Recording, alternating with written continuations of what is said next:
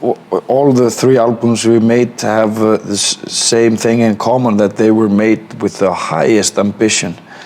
And the result of all 3 albums is satisfactory to our demands. So getting a positive feedback from that, great. It's fucking awesome. But what else it does? I don't know. Like I think that Með Hamri is a bit more accurate example of what I want to do in music. The first 2 albums are a bit more experimental in that sense.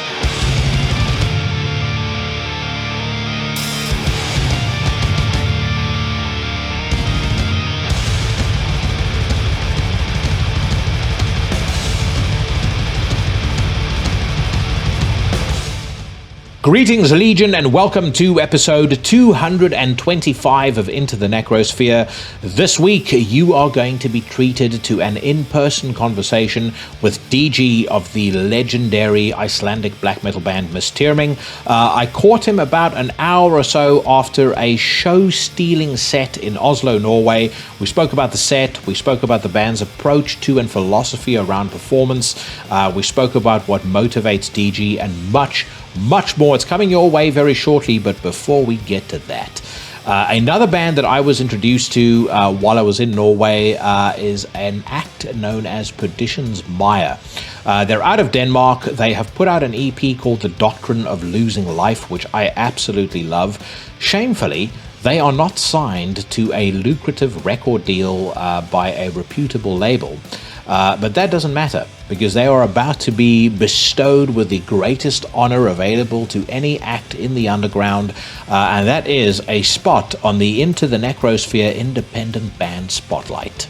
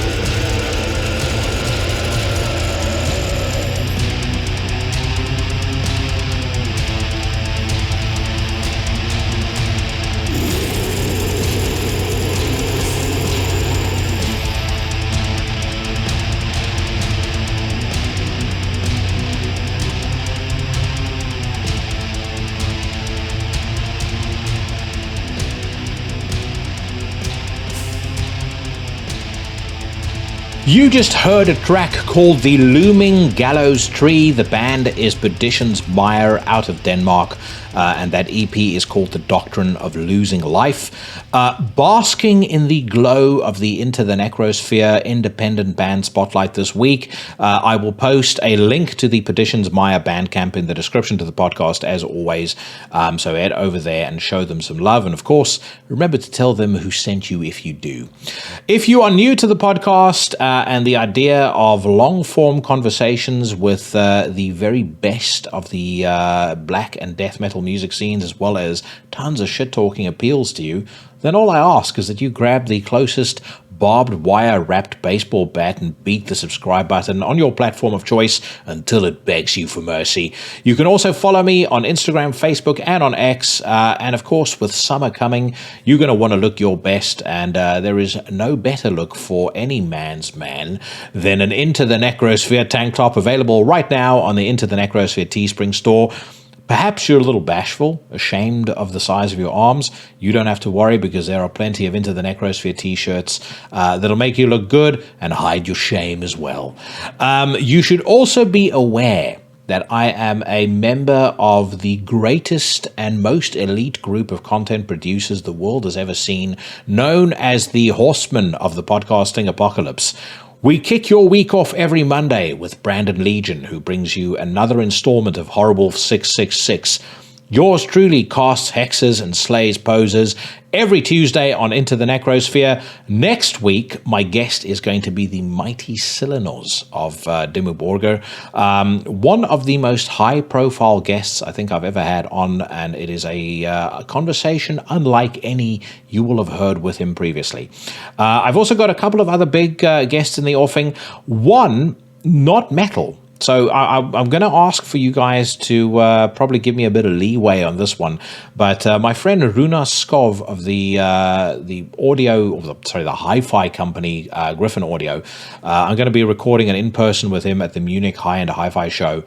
Really talking about his career journey, what got him into hi-fi, his views on the industry, etc. I'll probably release that as a Friday episode, but something a little different. But I put it out there a couple of weeks ago that I might do it, and enough of you responded positively that I reached out to him, and of course he said he was, absolutely on board with it.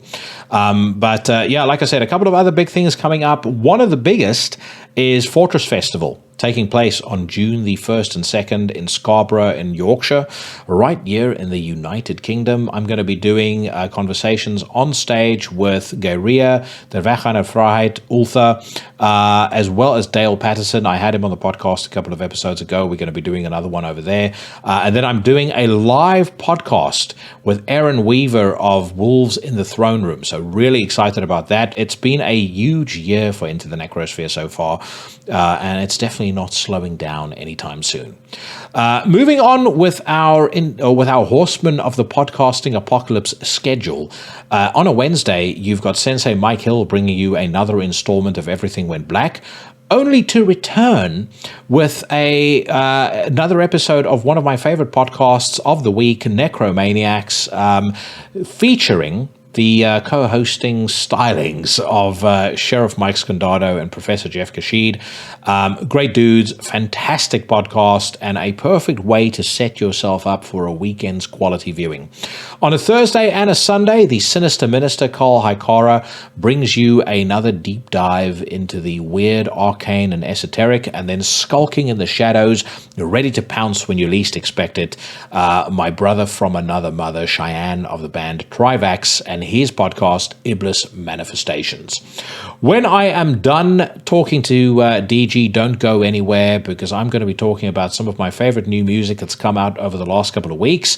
And we also have the matter of the weekly news rant. We're going to comment on Glenn Benton's opinion that the music scene is full of Weezer-looking dudes. We are also going to be listening to new music by the likes of 1349, Gaerea, and many others, so strap yourselves in for that. But first, join me as we are whisked away to the third floor at the Clarion Hub Hotel in Norway for a conversation with DG of Misthyrming. Like I was saying when we were in the lift, so first time seeing Misthyrming, I had very high expectations, and that show just absolutely blew me away. I mean, that was show of the weekend easily. All right. And as a big compliment to you, and you know, Cheyenne knows me well enough to be able to vouch for this. I don't just throw around compliments idly, but I said to my fiance, I was like, I would not in a million years want to follow that. if I was that backstage and I had watched what you guys had done there, I would not want to be on stage next. Sure. Thanks. So, is this your first time coming to Inferno? No. Inferno was our first festival abroad. Oh wow! Back in 2015, and this is the 5th time we come here. Yeah. 4th as Misthyrming, and 3 of us play in Nadra. Yeah. And we played here as well once with that band. So yeah, we've been here four or 5 times. You know kind of the lay of the land, and what the audience definitely seemed to know and respond to you guys as well. Yeah. We have strong connection with Norway in general. Our first album was released by Terratur Possessions from Trondheim, and the first couple of shows we ever got booked outside of Iceland were through that contact. And we played in Bergen many times at the Beyond the Gates festival, and we have good strong connection with our Scandinavian brothers here in Norway. One of the observations I made as soon as you were about 30 to 60 seconds into the set, and one of the first things I said to Paige was like, these guys are playing like they've got something to prove.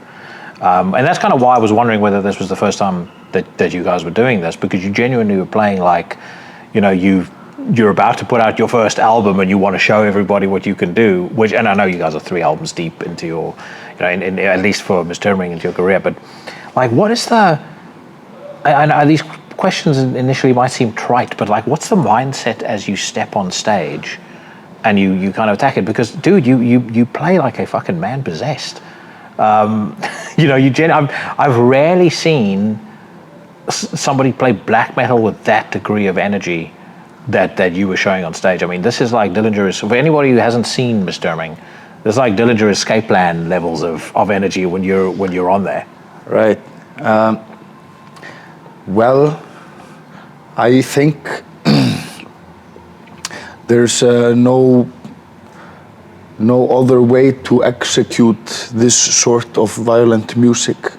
When I go on stage, there is no space for anything less than 100%. And that's how it always goes. And physical capabilities, if it depends between gigs, how tired you are. Like if you just got off the plane, drove straight to the venue. We have to do that many times. It's pretty much the case today. With barely any sleep from the night before, always the same approach. There's no... We shouldn't bother doing it if we're not gonna put the 100% into it. I think it's insulting to this art form, as pretentious as it might sound, but that's my true belief. And I think I think it's useless if you don't go all in. So where does that belief come from? Like, what was some of the front men that kind of informed your thinking? Because this has been a topic of conversation a lot this past weekend. I'm very much of the view that, particularly some of us who grew up in a certain generation, we grew up schooled on James Hetfield in early 90s, Phil Anselmo, Tom Araya, and like frontmen that have a really engaging presence and obviously sober Hetfield is not the same man that he once was, but they have a really engaging presence, and they really amplify that kind of masculine aggression on stage. I was curious as to what who are the guys that you looked up to, because a lot of all of our thinking around these things, how you execute on stage, how you deliver on stage, it's informed by who you look up to yourself. Absolutely. It's funny that you should mention Phil Anselmo, because I think he had like a, how could you say, like he is almost like a martyr, like he has a sacrificial approach, that he is sacrificing his physical health for the intensity of the shows. That's why I believe why he became addicted to heroin in the 90s. Yeah, because he'd hurt his back. Yeah, it was just for relief for back pains, which he generated himself by being too violent on stage. And I think this is to the core the correct approach in metal music in general. Yeah, James Hetfield was definitely one of my first influences, especially when it comes to playing the guitar and doing vocals at the same time. And his picking techniques and all that, it's a whole other topic that I'm not really interested into going into, but everybody knows. Like they know he's the master of the downpick. Exactly. Yeah. And yeah, my first band was Rammstein. Still today is one of my favorite bands of all time. There's a lot of theatrics in their show, even some gimmicks. Like there's a thin line between being theatrical and having gimmicks, and I'm not a big fan of gimmicks in general, because it takes your attention away from the actual art, which should always be the core point. Yeah. But then at the same time, it shouldn't stop you from being a little bit theatric, because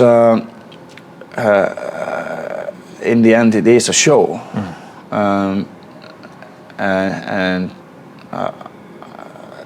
There's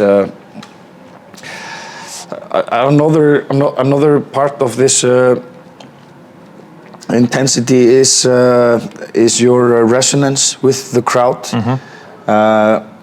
It's extremely hard to perform in front of a sleepy crowd, like that crowd where everybody has their arms crossed. And impress me, bro. And might just nod their heads. But all those famous bands that had a breakthrough in their careers, they did not care about exactly this. They always gave it all, no matter what. And that's like when you pull that through, you eventually get to the crowd, and people stop having their arms crossed and might just go into some trance with you. And there's this exchange of energy that really fuels you up. And possibly that's something that we have learned in our history as a touring band, that the more we give to the crowd, the more the crowd gives back to us, and we resonate into some brilliant chaos, which is unforgettable for everyone involved. But yeah, I think it's pretty obvious that my favorite influence is probably Funeral Mist. I had sort of a revelation when I was 19, 20. Got home from a nice hangout with a few of my friends that were listening to the same sort of music like I was, and I was really, really stoned. And I went to bed, put on Maranatha. Yeah. And as I was falling asleep, the album just hit me in the face, and I had like this realization, like, that's how it's done. Well, Maranatha is, again, like when you talk about like elite of the elite black metal, it's just from start to finish. It's a absolute masterpiece. It's Maranatha is the only black metal album to ever be released that can make a televangelist, a lengthy sample from a televangelist program, sound evil as fuck. Yeah. I mean, that whole, they scoffed at his blah, blah, blah. Now they will sit at his feast of love. It's like, yeah, I mean, it's a work of absolute genius. But I'm very impressed, because I share your view on Rammstein. But I don't often come across dudes from black metal bands that are into Rammstein. And I predominantly have people from death and black metal on the podcast. I talk extensively about how much I love them. I don't necessarily get that reciprocated. No, and Rammstein fans are in general pretty stupid. That is true.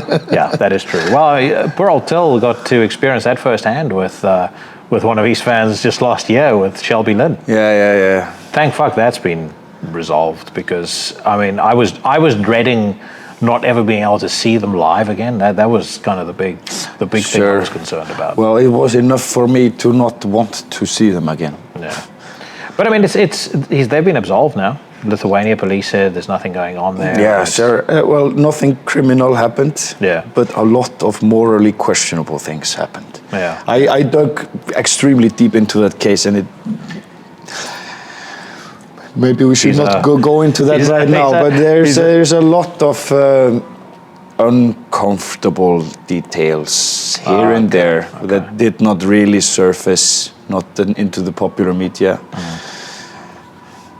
Which is kind of like Marilyn Manson. I mean, exactly. A lot of the stuff that happened with Marilyn Manson, I remember back in 2008, 2009, talking to people in the music industry, and a lot of his behavior backstage was very open secret. And then all of a sudden, in 2022 or something, when those stories started coming out, they're like, oh, how could this be? It's like Marilyn Manson doing something disgusting. I was about to say, Marilyn Manson is a weirdo. Yeah, how can that he's a pervert. Yeah, I can't believe it. Yeah.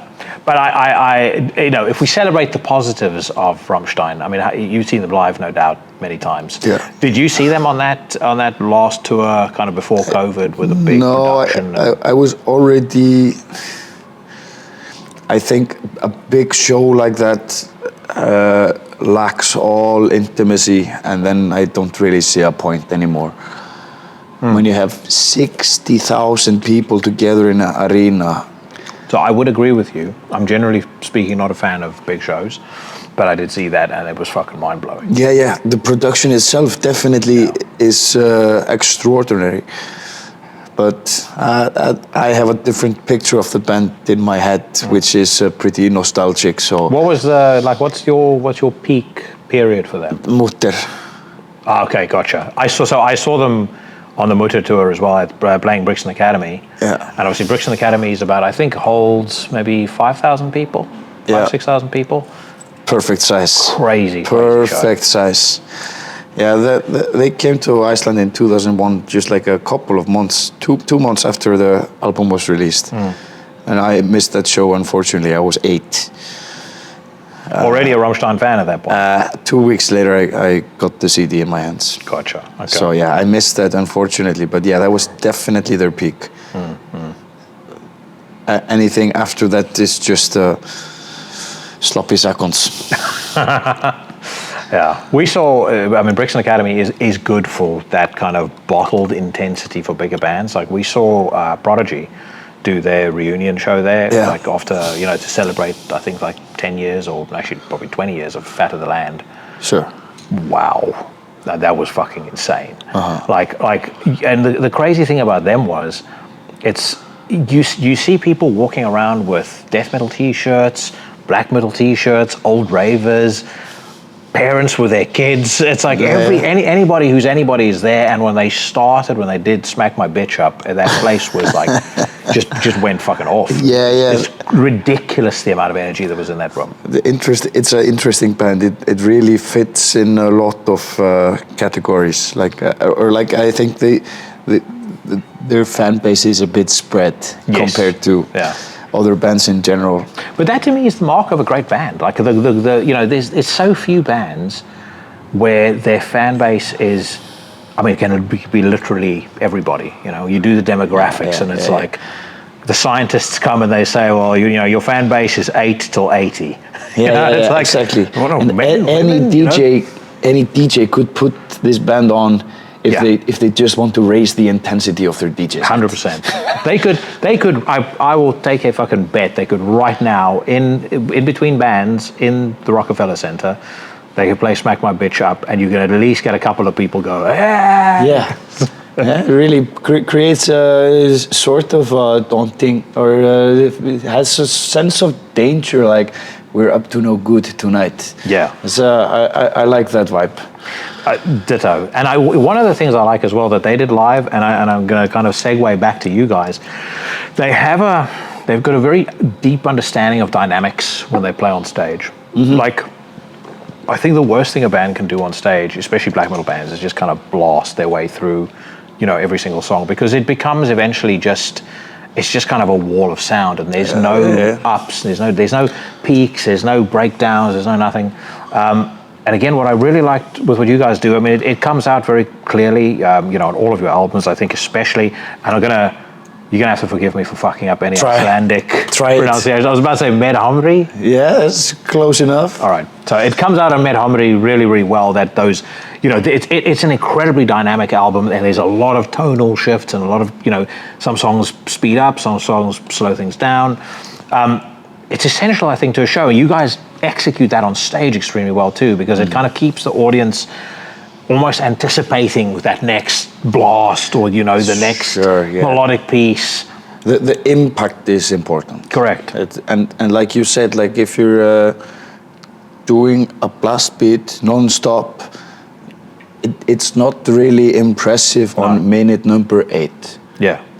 And then again at minute 15, it's still just blasting. But if you keep it down on the low, do a build-up.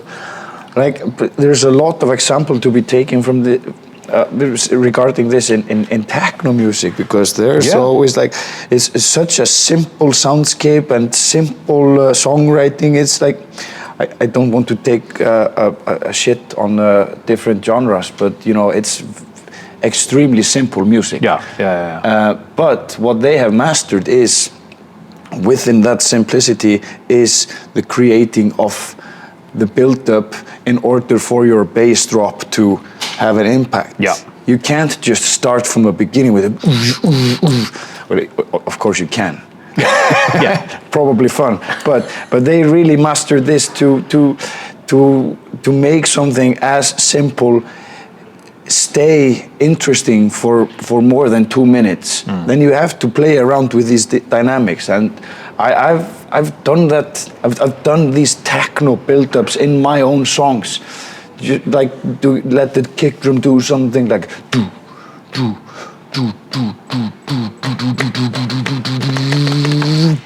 you know, that's you just reminded me of something. Your drummer, that fucking solo that he played, like that like mini solo he played right at the end of one of the songs. I said to her, this is literally like they've just played a set that basically mops the floor with almost everyone that's been on this weekend. And again, there was a lot of good bands on this weekend, so I don't mean that in a derogatory way towards them. I mean it as a compliment to you guys. And now this drummer is going, you know what, just to prove a point, let me just outplay everybody here for like 2 minutes, and we'll carry on with the rest of the show. But again, that break was so cool, because it kind of, you know, he did it, and then right into the next song. Yeah, and it's all planned out, because that song that follows is it has a 2-second long drum intro.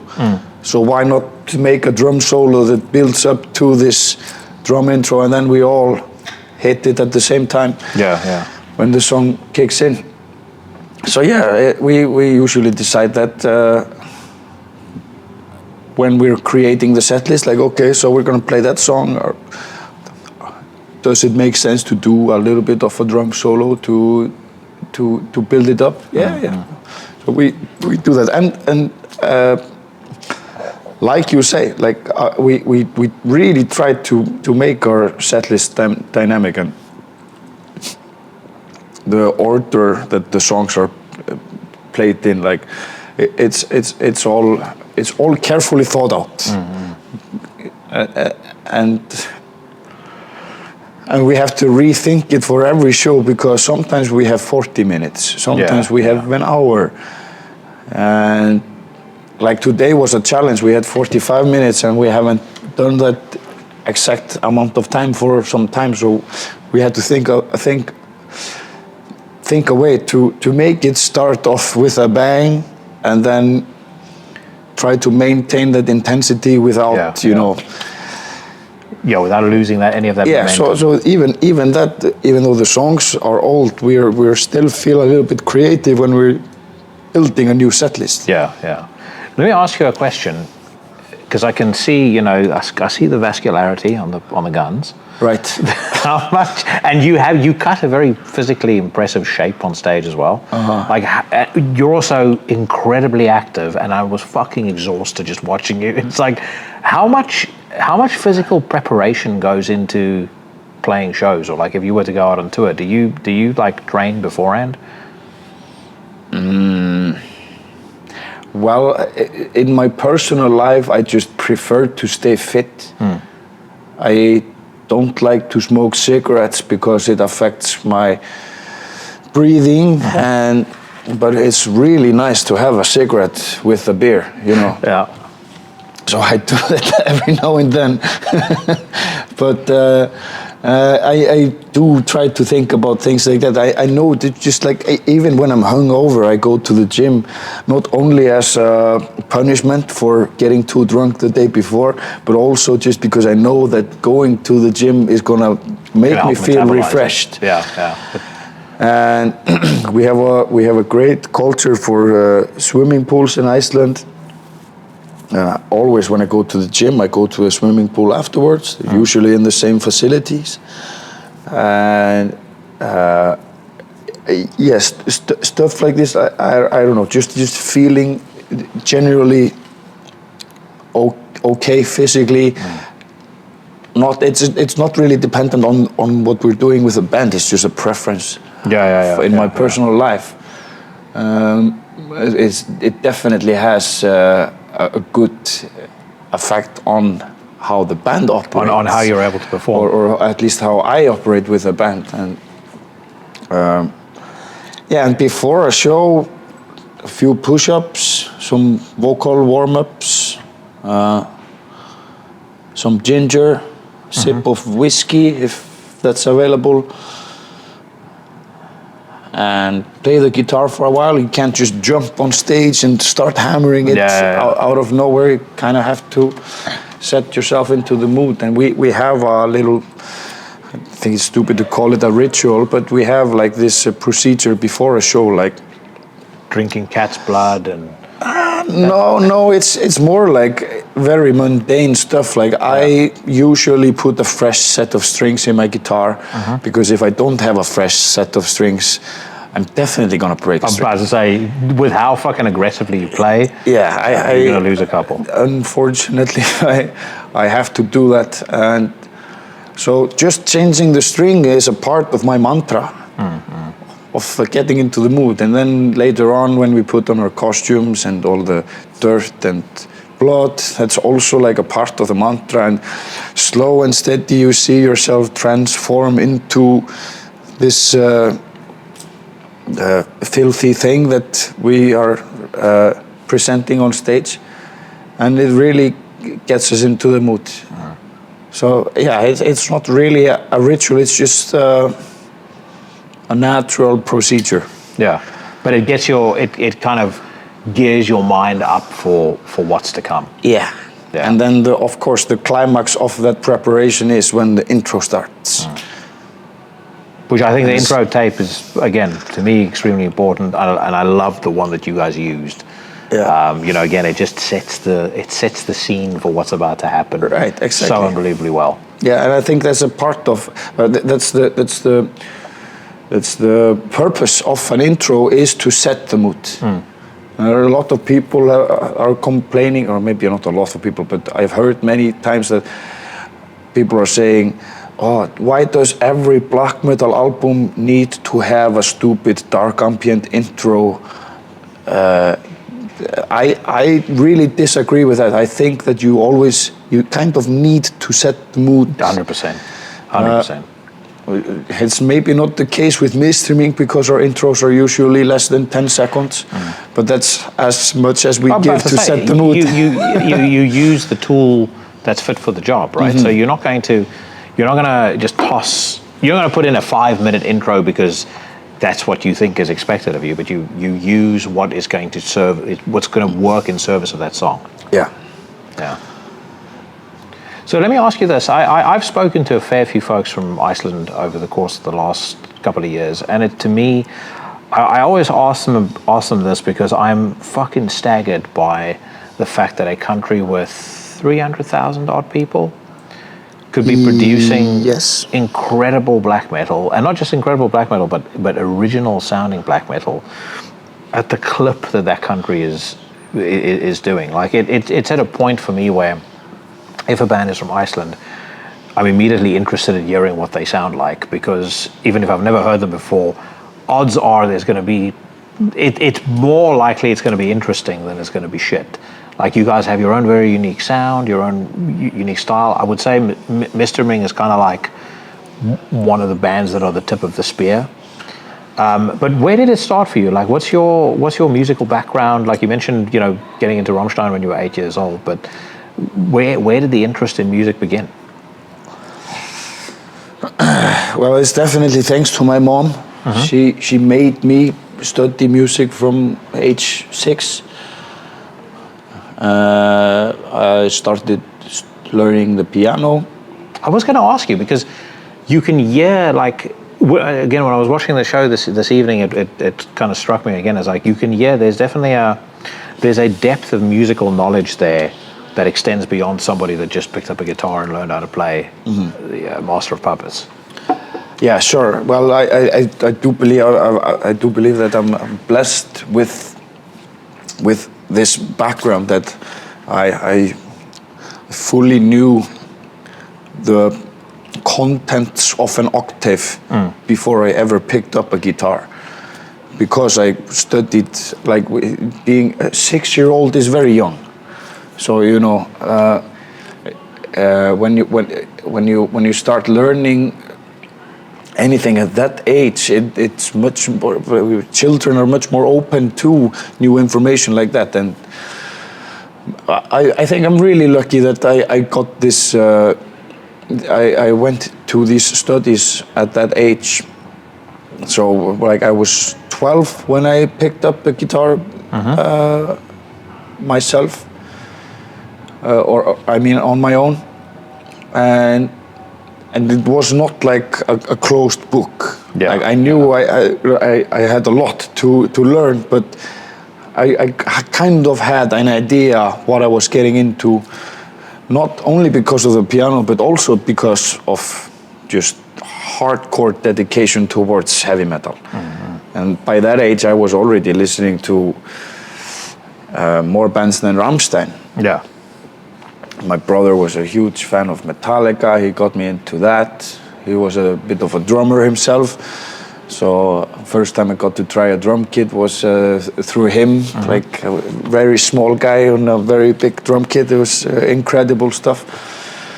And yeah, I don't know. I think it's mostly just fascination with the whole concept of music, especially heavy metal. Yeah. And seeing live DVDs, or back at that time VHS, I also thought that was incredibly cool. Not being so young that I had never been to a metal concert. 12 years old, watching some VHS tapes of some of my favorite bands playing live. So you don't only hear the magical soundscapes, you also see how it's executed. You see the performance. Just a comment on piano, and I find this is consistent with people that learned how to play the piano, like musicians in our scene. My mom is a piano teacher, so again, this probably also colors my thinking a little bit. But the piano, the great thing about the piano is I think it teaches you an awful lot about dynamics, and I think it teaches you an awful lot about how to extract emotion from any instrument. Because the thing with the piano is there's an awful lot of people that can technically play a song on the piano, but the difference between somebody who can technically play and somebody who plays it correctly, where the emotion is coming out of every single one of those notes, is vast. Yes. And that, I think, applies very well to black metal, because black metal is, by nature, it's an aggressive, violent genre, but it's also a very emotive genre. Yeah, absolutely. And we don't even have to be afraid to say it. It's an emotional genre, although it's probably taboo to say it out loud. But aggression is definitely an emotion. But yeah, like it's a cool thing about the piano, even though it's keys, it's not like buttons on a computer. Like, it matters how hard you press them. Yeah. Like, they have different velocities depending on how hard you push them. And if you kind of just close your eyes and like make some movements, like you could imagine someone like Lady Gaga do, like when you start moving like that, you start not only expressing yourself through your mind, but you also use your body, like doing physical movements, and then this instrument in front of you is also responding to how hard or soft you approach it. You can totally be one with it. Yeah, I think it's a cool thing about the piano. You don't have as much of that in the guitar, especially electric guitar, where it's always you know. So yeah, this is definitely some food for thought.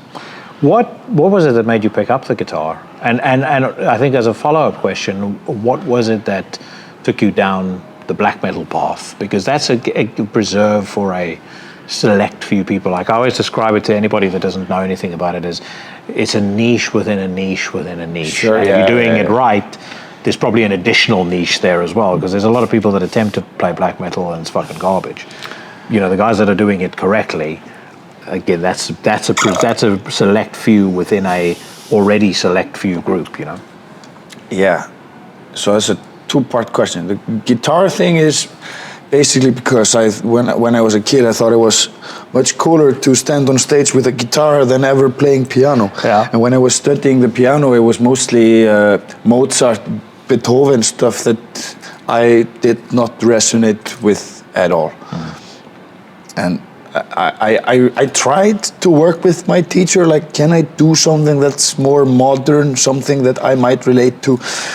And she made me learn a Coldplay song. And that's when I realized I will not play the piano.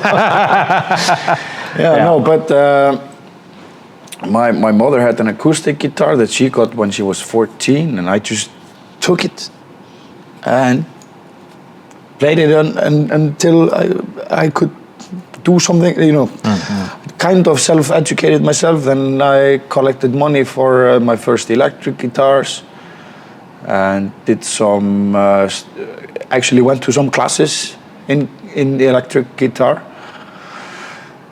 And what was the first guitar you owned, just out of interest? Garbage. We should not talk about that. It was terrible garbage, but it looked badass. It looked like the Kirk Hammett ESP signature. Oh, okay. Like the shape and the color. Yeah. That was enough for me at the time. Yeah. It looked the same. It was not the same brand though. Yeah. Which is actually the same type that the guitarist from Rammstein was using in the 90s. He was using a Kirk Hammett and he later on he got a ESP LTD that he got his own signature eventually. I used to have the James Hetfield Truckster, and I loved that guitar. Yeah. I just eventually sold it because heavy, it was too heavy piece of wood. But the only reason I eventually sold it was I wasn't practicing enough. I just had so many other things going on. It's a lame excuse. Once in a while, I'm like, I start to think, maybe I should start playing guitar again. But like, I laughed when you were talking about the Coldplay song. My mom started teaching me how to play the acoustic guitar. Right. And the first song she was going to teach me was Amazing Grace. And by that point, it was already, Halloween and Sepultura, Rise and stuff like that. I was like, this is just kill a child's ambition. This is not going to work. Amazing Grace. Can't you teach me South of Heaven? Yeah. Or just straight into Angel of Death. Get your get the picking technique, right, yeah. Technique straight. Yeah. So the second question was how I got into black metal. Well, I had a friend who, like, we shared interest in Metallica. He was a couple of years older than I was, so he was like more of a mentor to me rather than the opposite. So he was just like, he showed me Behemoth. That was actually the first black metal band I heard of. And this must have been around the Demigod era. I think I was like 16, maybe 17. And I thought it was really strange, and somehow, like shortly after, I just started looking up black metal on Wikipedia, and I thought the whole history about Mayhem and Burzum was absolutely fascinating, like macabre, morbid curiosity and all of that. I thought it was like, yeah, this is some seriously intense stuff, and I don't know, maybe it's the same way like someone who gets into really hardcore porn maybe starts with soft-core porn and then slowly starts digging into a dangerous hole. That's kind of how I went into the metal thing. I didn't dive right into the darkest depths. Like I started with Rammstein, then Metallica, and then eventually I was listening to black metal. So that's pretty much more or less how it happened. That morbid curiosity thing, I think, is true for so many of us, because I've spoken about it a few times now, but my discovery of black metal happened in the exact same day, or on the exact same day that was when I discovered gangster rap. And it was like an article where they were hysterical about Varg, killing, or they basically just said a member of a Norwegian black metal band killing, a rival band member, and they had him there with a knife, and they had a picture of Emperor, and then on the other side of on the overleaf, there's a picture of Ice-T's home invasion, and Ice-T standing there with his AK-47, and I was like, man, this is really this is terrifying, but it's fascinating. I need to hear what this sounds like, and in your mind. Because at that time I was already listening to Slayer, Sepultura, that sort of stuff, but in my mind I'm thinking this is just going to sound like a fucking dentist roll and somebody screaming over it, just screaming satanic things. And then when you actually hear it and you hear the complexity to the music and the musicality to it, and like we were saying, the emotion to it, I was just hooked. The second I heard it, it was, I've only had a couple of experiences with music that were that powerful, where I would describe it as, it's like finding a missing limb and sticking it back on your body. But like hearing Battles in the North for the first time, that was like that. Hearing, the first song on, what's the name, in the Nightside Eclipse, when that fucking riff kicks in and that explosion is going, it's like, holy shit. Yeah. Like this is, Hell breaks loose. I've known, great music, but I've not known something like this up until this point in my life. Yep. I myself have had these sort of revelations so many times.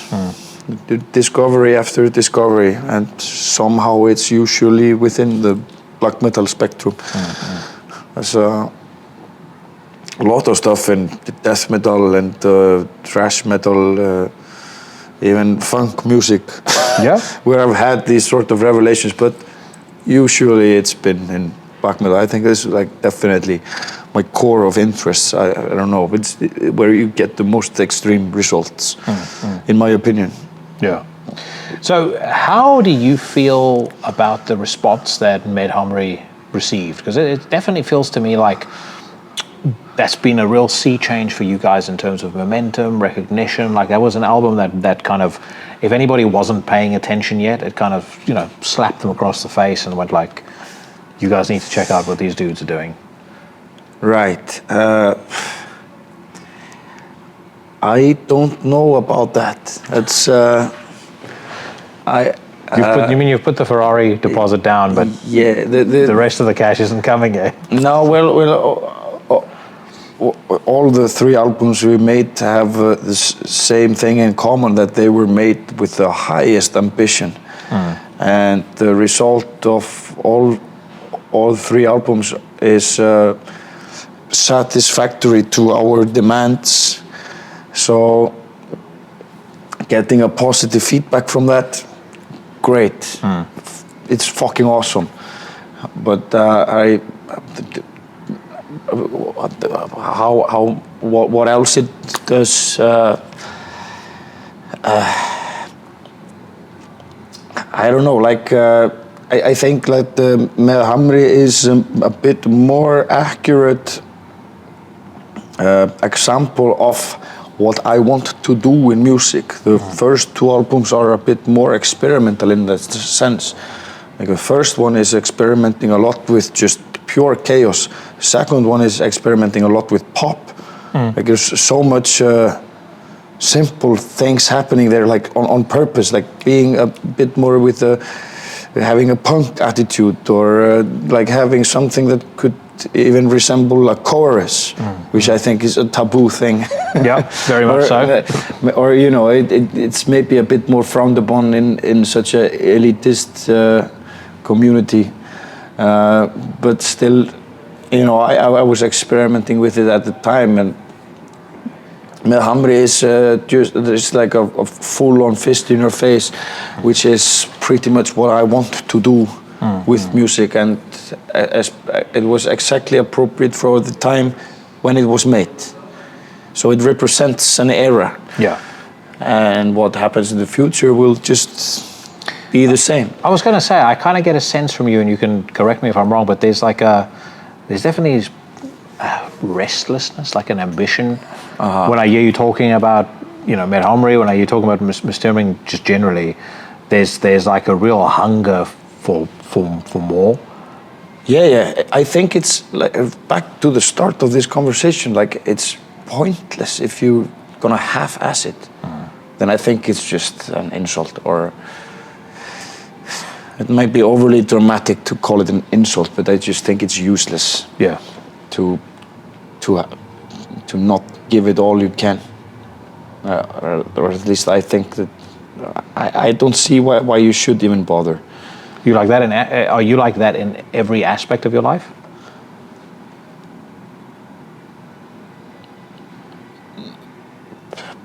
Possibly. It is draining. It's salient because I'm like that. So I'm kind of, you know, again, this is why I kind of recognize it in you. You know, as I'm growing older, I'm starting to learn what things I should prioritize in my life. So the things that aren't that important, or I have realized that aren't that important, I maybe give them a little less of my you become wiser with how you invest your energy. But like for me, I've often said this to people that I work with. For me, it's true about the podcast. It's true about my professional life. It's true about every single thing that I do.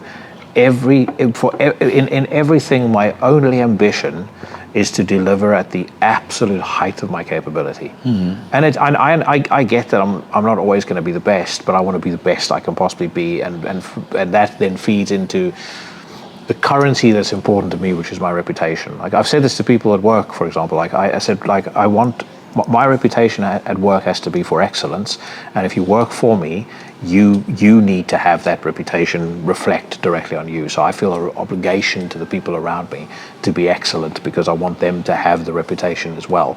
Like they have to benefit from that. Because of their association with me, that's how they need to think. But that's always in my life. It's been my only driver has only ever been to be the absolute best I can possibly be at every single thing. Any other reward, any other great thing that's going to come with that is just going to come naturally from having that attitude. Exactly, yeah, and that's exactly the sort of attitude that you should inspire other people with. Yeah. Like, because it's really, I'm just repeating myself, like something like that is what people notice. And that's when people get inspired. And I got originally inspired by some others who were giving what they were doing 100%. It's not when you see somebody half-assing, you don't get inspired. No. So when you talk about inspiration, like who were the people that inspired you? Regarding what? In life? Anything in life. That's a very complicated thing. I can't answer that. Yeah. No, I don't think so. But I can't really pinpoint the exact reason why I strive for living life as I do. I just know I want to do it that way. Yeah, I can relate to that There's as well. something desperate about it. Yeah. There's some urge that I don't know if you would call it ADHD or something like that. Like there's a fire burning inside. It You feels need to me let it like out. something's constantly chasing me.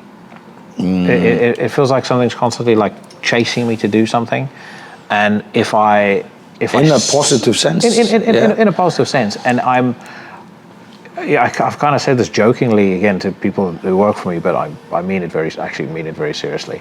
I'm terrified of failure.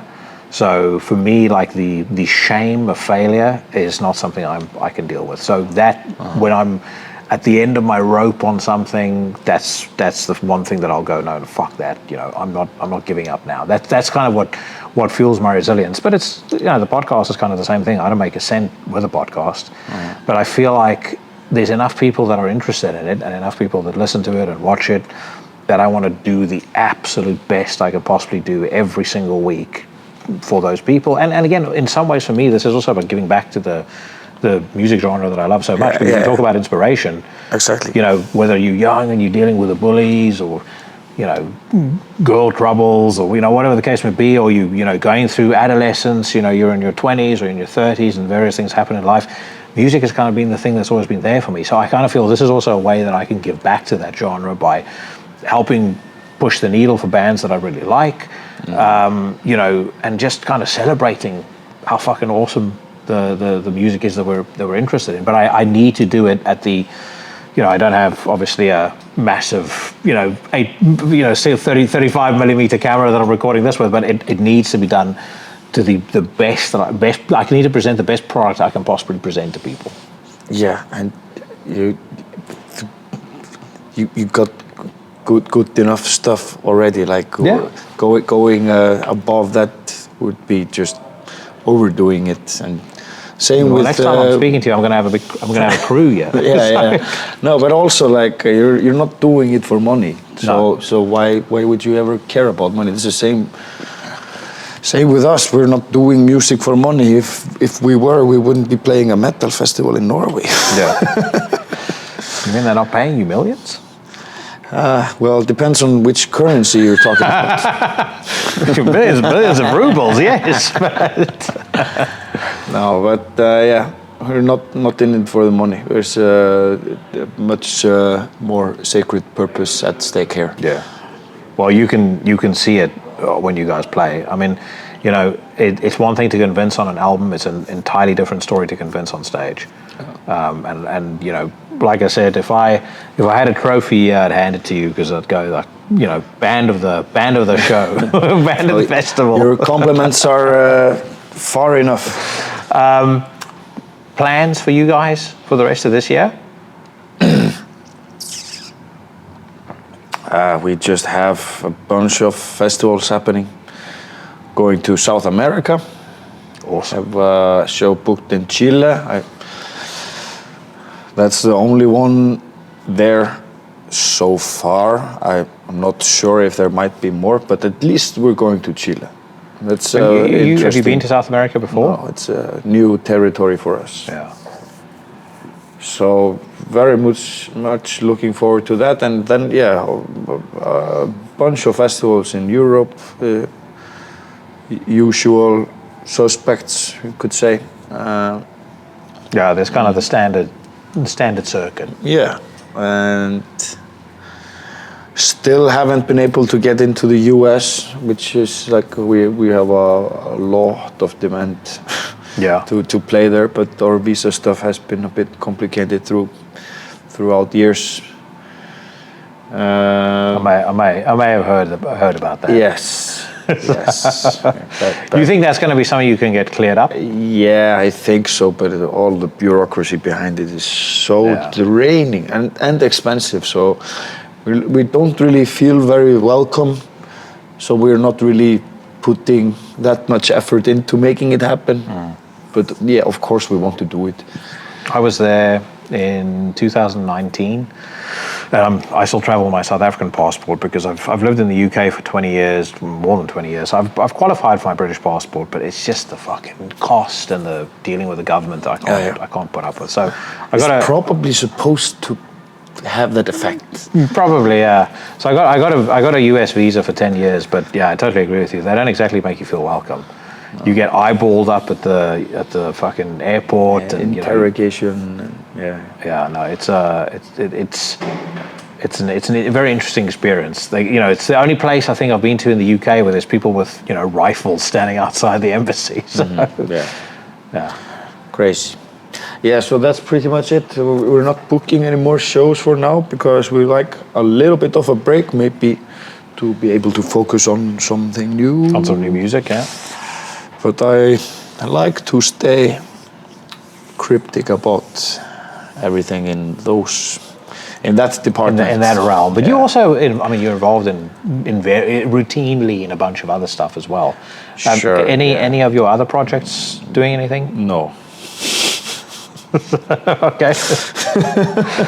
It's as simple as that. Well, I'm always I am a producer. I record bands, so I actually have a pretty cool schedule for this year regarding some recording projects, bands that I'm not in, bands that I'm close to. Wish I could tell you names, but I can't. But yeah, I've already been booked for a fairly good number of albums. Cool. Which is going to occupy some of my time. Do you find that's becoming easier with Misthyrming, gaining in popularity? Well, all of those bands are Icelandic, and I think I already had my reputation as a producer over there for many years. It just happens to be that many bands are planning new albums right now. I always had like 1 or 2 albums every year that I produce. Now it's closer to 6, which is a great amount. I was about to say 200% improvement. 200% growth year on year. Yeah. That's the business side coming out. So you're about 2 years away from becoming the code value of Black Sure, Metal. yeah. Well, brother, thank you so much. I know you're probably fucking exhausted from playing the show, and you want to get on with your night. So, fortunately, I'm only waiting to see Talke tonight, and it's still time. So awesome. All right, well, I appreciate your time. I'm really glad we managed to do this. And, great talk. Hopefully we will bump into each other again soon. Absolutely. Cool. Cheers.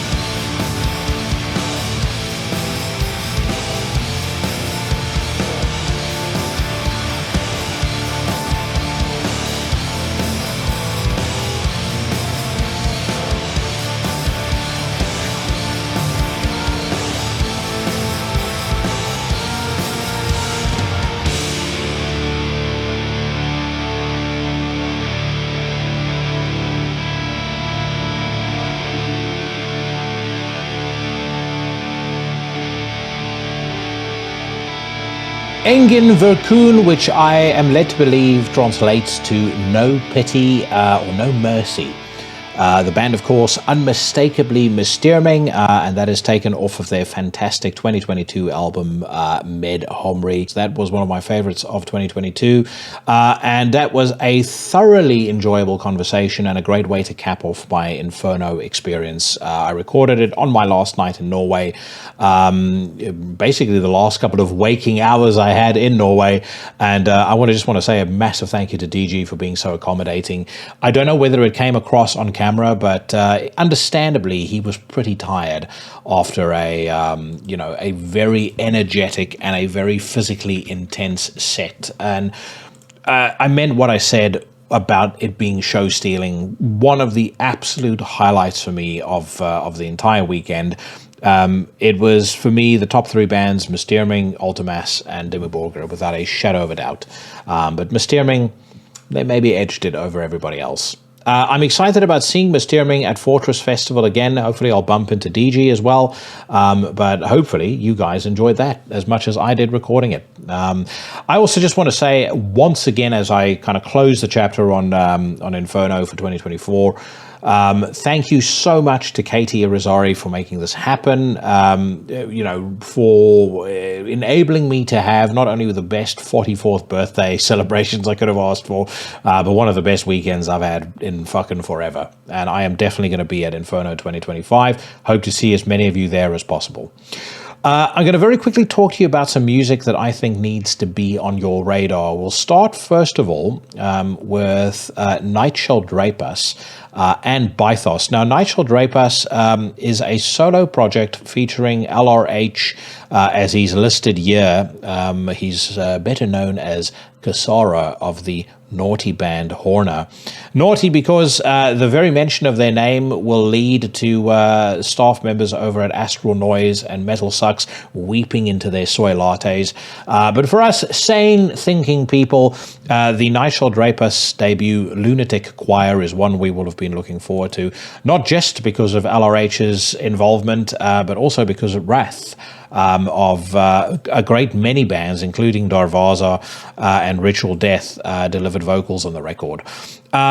Really good, very heavily Scandinavian-influenced black metal that stands in contrast to Bythos, who also feature the great LRH, again, here listed as LR, known to his friends and family as Lauri Ratkkonen. And I'm sure I've butchered the pronunciation of his name, but be that as it may, the new Bythos album, Chthonic Gates, unveiled. Of the two records, Night Shall Drape Us and Bythos, Chthonic Gates Unveiled is probably my favorite, only by a hair.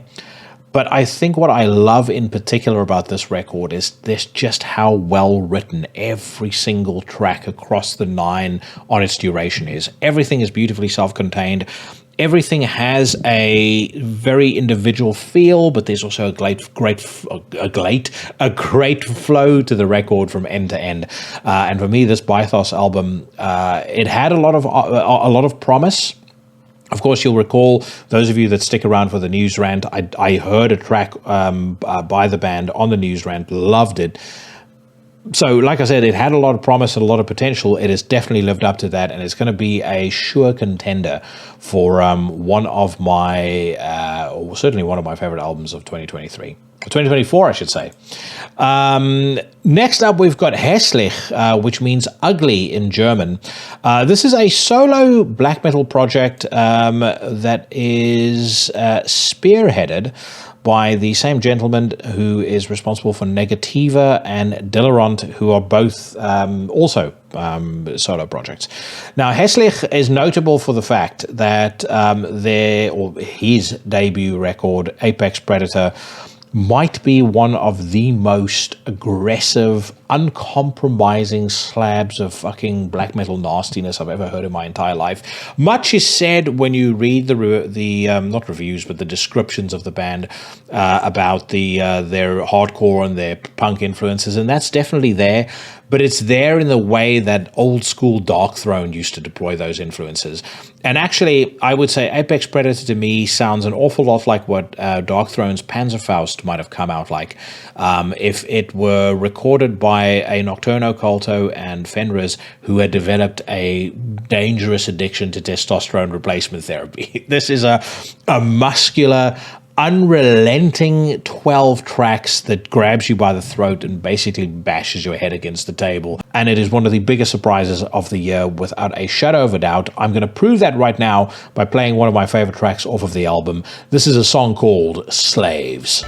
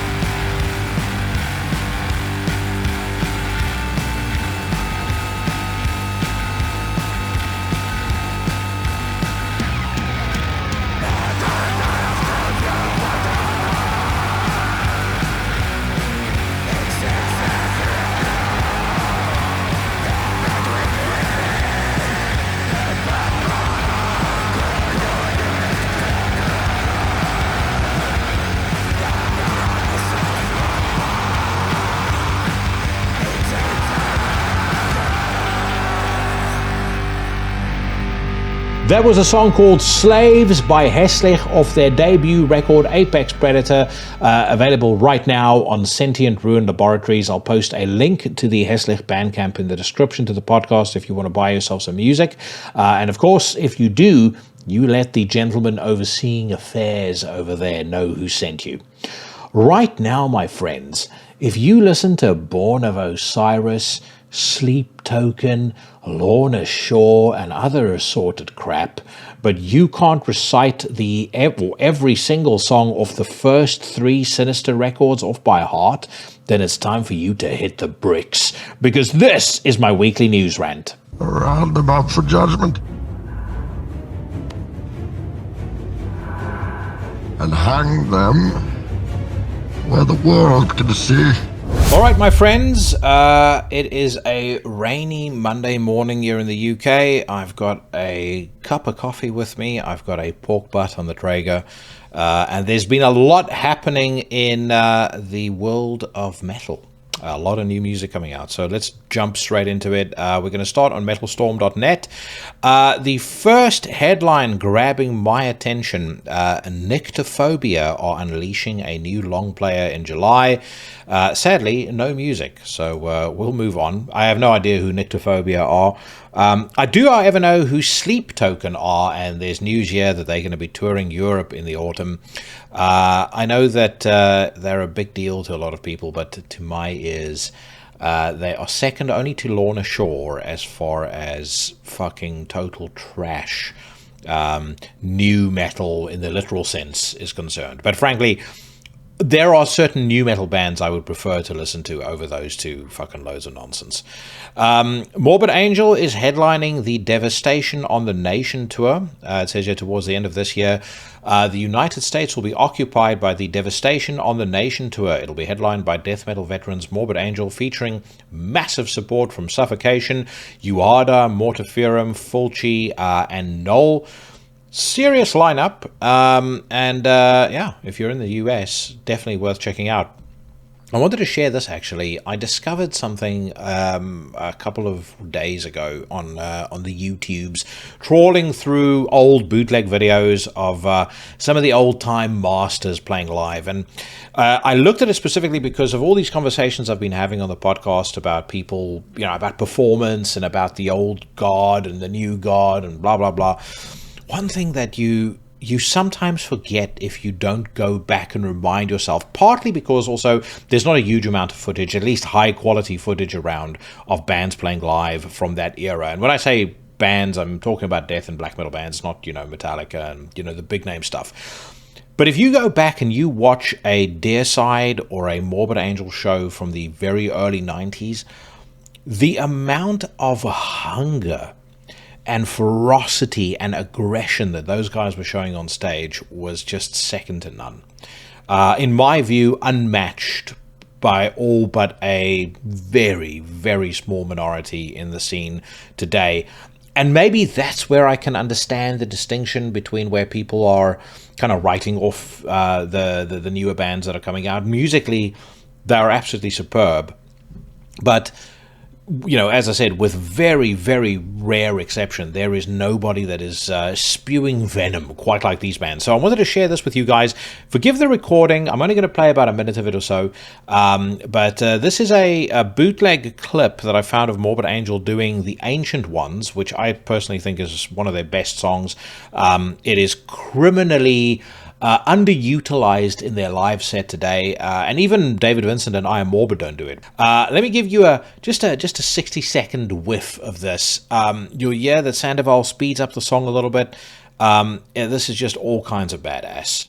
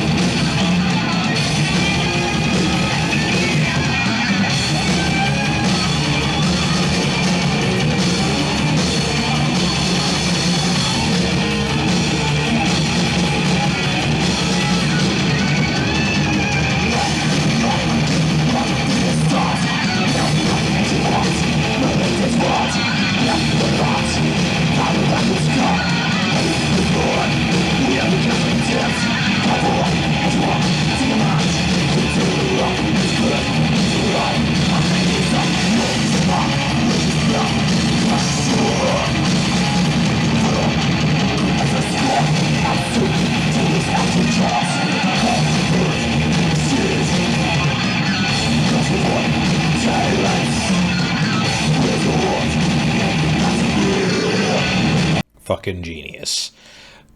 Pete Sandoval sounds absolutely incredible. David sounds absolutely awesome. Trey sounds like he's operating in another dimension. I think Richard Brunel was still in the band here as well, but man, that is, thank your lucky stars if you're one of the individuals listening to this podcast who was there for that. I was admiring and loving this from afar, but never got to experience these bands in their absolute heyday. But like I said, if I had to play devil's advocate for the guys that rag on the scene in 2024, 2023, this conversation's been had many, many times on the podcast, then I would say, as devil's advocate, if you wheel out some of the old performances by these bands, by the founding fathers of the genre, I can kind of see where some guys might be jaded enough into thinking that, the scene is not what it once was. Exhibit B in that regard, I also dug up a live performance by Deicide from 1990. And again, part of what got my gears turning on this was Glenn's recent comments about death metal being filled with a bunch of Weezer-looking dudes. We'll maybe get into that a little bit later on. But I'm going to play you guys a little clip of them doing Sacrificial Suicide. I'm catching it about midway through. Again, sound is not great. It's a little better than the Morbid Angel clip, but I just wanted you guys to hear this.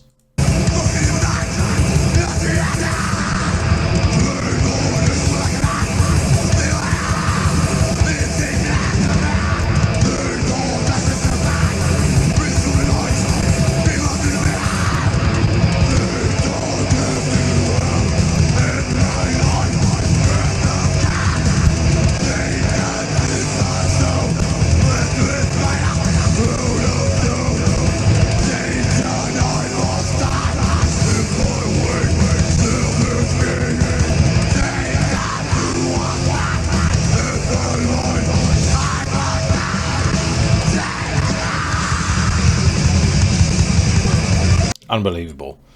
This was Glenn Benton, or this was the Glenn Benton that used to scare the shit out of fucking everybody. I mean, everyone who saw him in 1990 to 1992, if you were of a certain age, you were terrified of him because you thought this dude legitimately means every single word that he says, which is what made them so great to begin with. And you hear those vocals, you know, he's still got the higher pitched vocals. Actually, his appearance on the Gaza podcast, he spoke about, I think his tonsils having to be removed or something, and that being one of the reasons why his vocals are so low. Yeah, that's a real shame because I love those mid-pitch vocals that he used to do, that he was known for, just because I think they were so much more aggressive. His growl is cool, and he still has a lot of the, he still has a lot of the skill that he had as a young blood. But there's an added layer of aggression that his voice used to have that sans tonsils just doesn't really. It's just never gotten back to that level again. But yeah, like I said, fucking brilliant. Go check these out if you have the time. I think that it's a shame that there's not a lot more of those old, those old bands or those older performances that were captured, and that at the very least could be or in a state where they could be restored. You know, because I think from a posterity perspective, it's important that that they be remembered, because that was a magical time. Just no two ways about it. All right. New music. Fuming Mouth have unleashed a new single. It's called Daylight Again. New England death metal band Fuming Mouth, it says here, are presenting a brand new single, Daylight Again, in anticipation for their upcoming US tour with August Burns Red and festival performances at Welcome to Rockville and Sonic Temple. The furious new death sludge track was produced by Kurt Ballou at God City Studios during the band's Last Day of Sun album recording session. Let's hit it.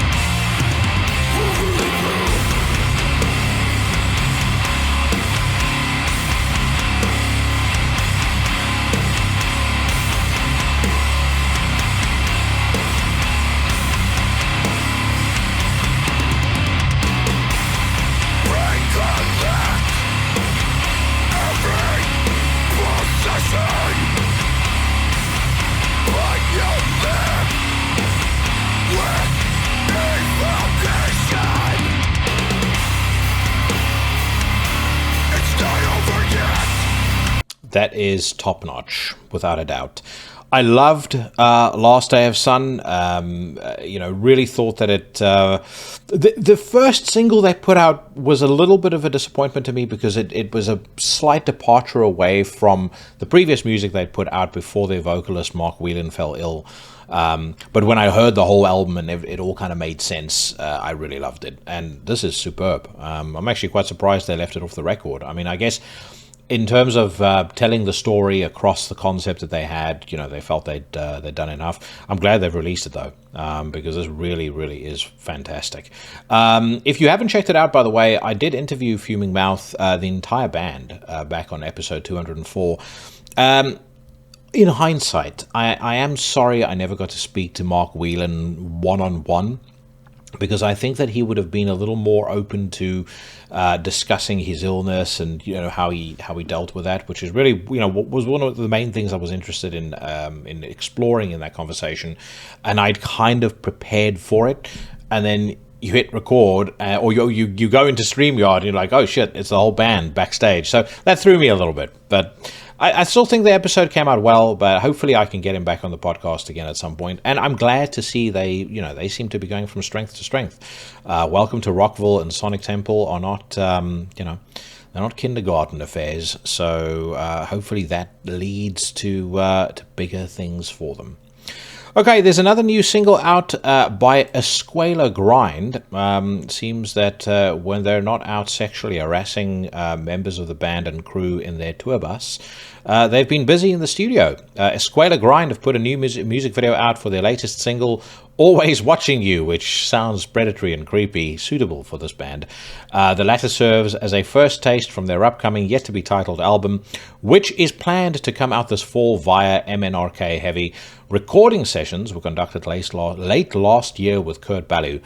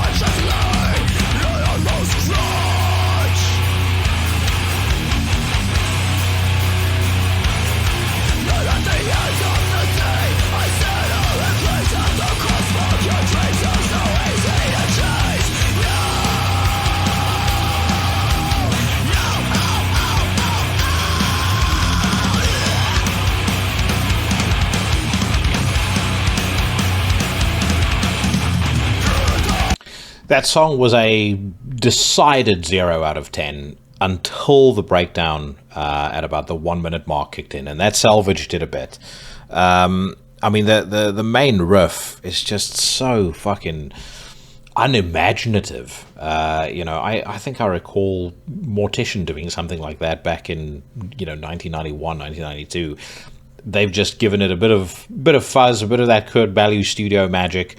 Slowed it down a little bit, but it's the same thing. It's just this, kind of very basic thing or basic riff that somebody who has, barely picked up their first guitar would probably be able to master and most likely write inside of, the first couple of weeks of owning the guitar.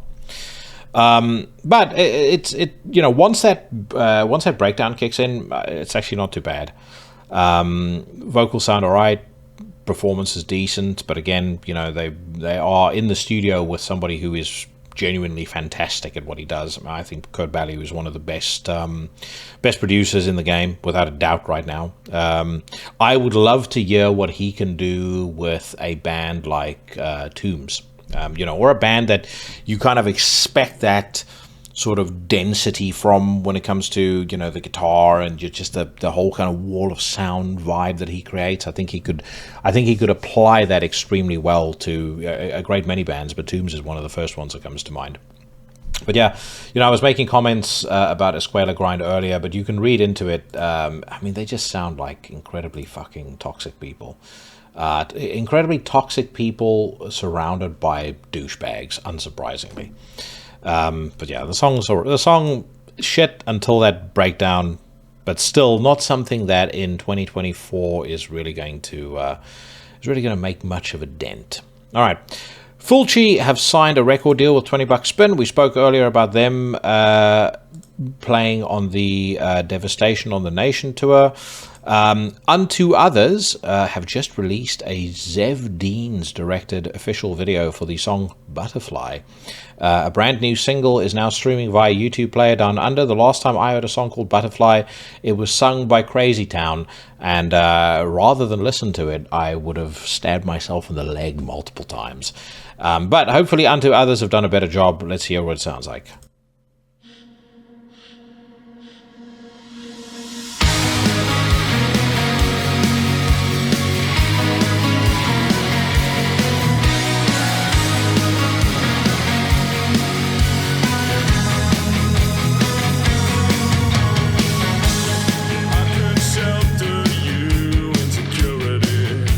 Oh my God, no! It's better than Crazy Town, but so is contracting irritable bowel syndrome. Right, let's move on, folks. Great news. Our friends at Krigsgrav are now part of Willowtip Records. I'm just going to release or read the press release here. Atmospheric blackened doom metal band Krigsgrav and Willowtip Records have joined forces and signed a contract for their next 2 albums. The first one is planned for a 2025 release. Statement from the band: "We are beyond excited to join the Willowtip family. Not only have they released some amazing albums over the years, but it's an honor to be label mates with their great current roster of bands like Aeodon, The Mosaic, Window, etc. We're working hard at writing the follow-up to Fires in the Fall and are thrilled to have Willowtip as our supportive new home. Love this band, love the guys in this band, and they will definitely be back on the show, potentially nearer the time of their next album being released." I just want to remind myself, which episode was it that I had Justin Coleman on? Episode 175. So if you are a Krigsgrav fan, check out episode 175 of Into the Necrosphere. I had a great hour-long conversation with Justin Coleman of Krigsgrav. But yeah, from my side, massive congratulations, gentlemen. It could not have happened to a better band. And I hope that this is going to be a springboard into bigger and more exciting things for you guys in the future. Okay, Hyperdontia. They've got a new single out. Danish Turkish death metalers Hyperdontia are back with their third full-length offering, dubbed Harvest of Malevolence, set to be released on June the 21st, 2024. The 8-piece music output was mixed and mastered by Greg Wilkinson at Earhammer Studio. I am mostly listening to this because last week's Turkish Sensations Carnophage was so mind-blowingly excellent that I'm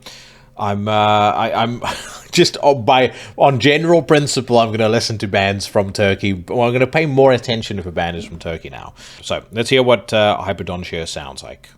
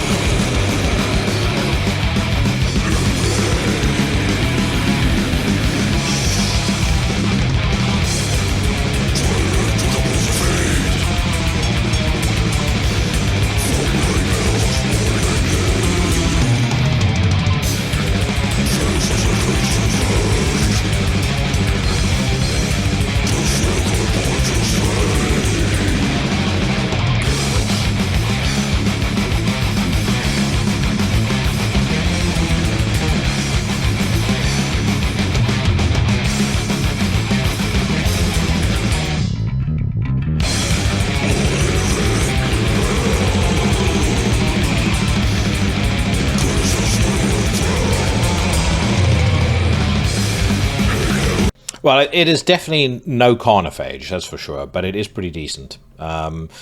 Intense, aggressive, I like the riff, I like the production, that little bass break, that's always a welcome addition. Vocals sound cool, so, it's really ticking the boxes everywhere. It's why I say it's not as good as Carnophage.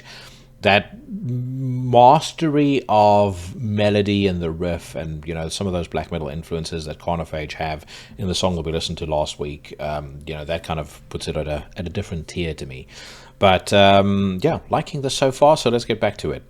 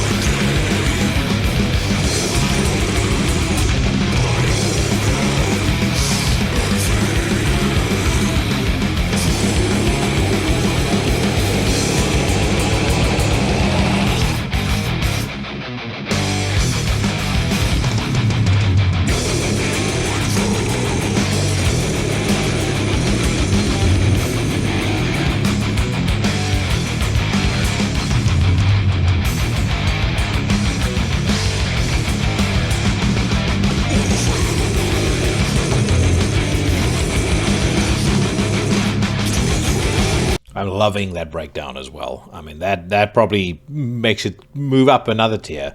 But yeah, and really nothing to fault in the song. It's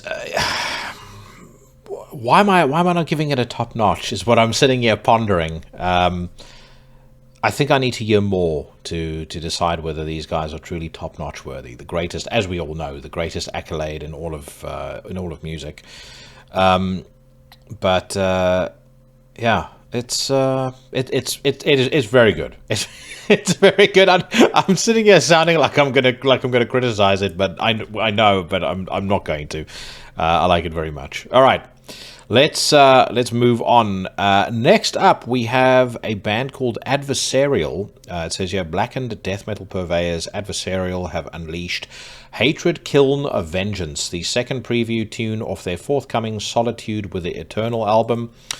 Can't recall hearing any Adversarial music, so I'm curious to hear what this sounds like. I do quite like the name Adversarial, even though it's quite basic. You feel like there should be other bands called this, and there probably are, but I like the name, so let's hear what the music sounds like.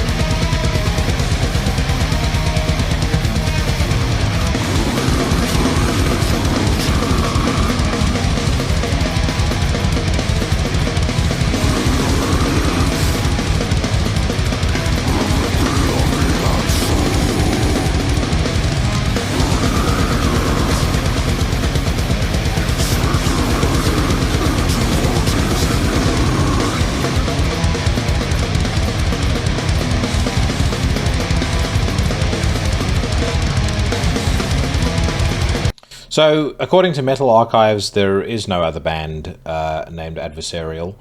One thing that this article does neglect to mention is that this album is being put out on Dark Descent Records, which, I mean, they have been making some, pretty serious moves of late. Putting out some fucking superb bands. Demon Sea is a band that they put out not too long ago, which is fucking fantastic. I'm trying to think who else.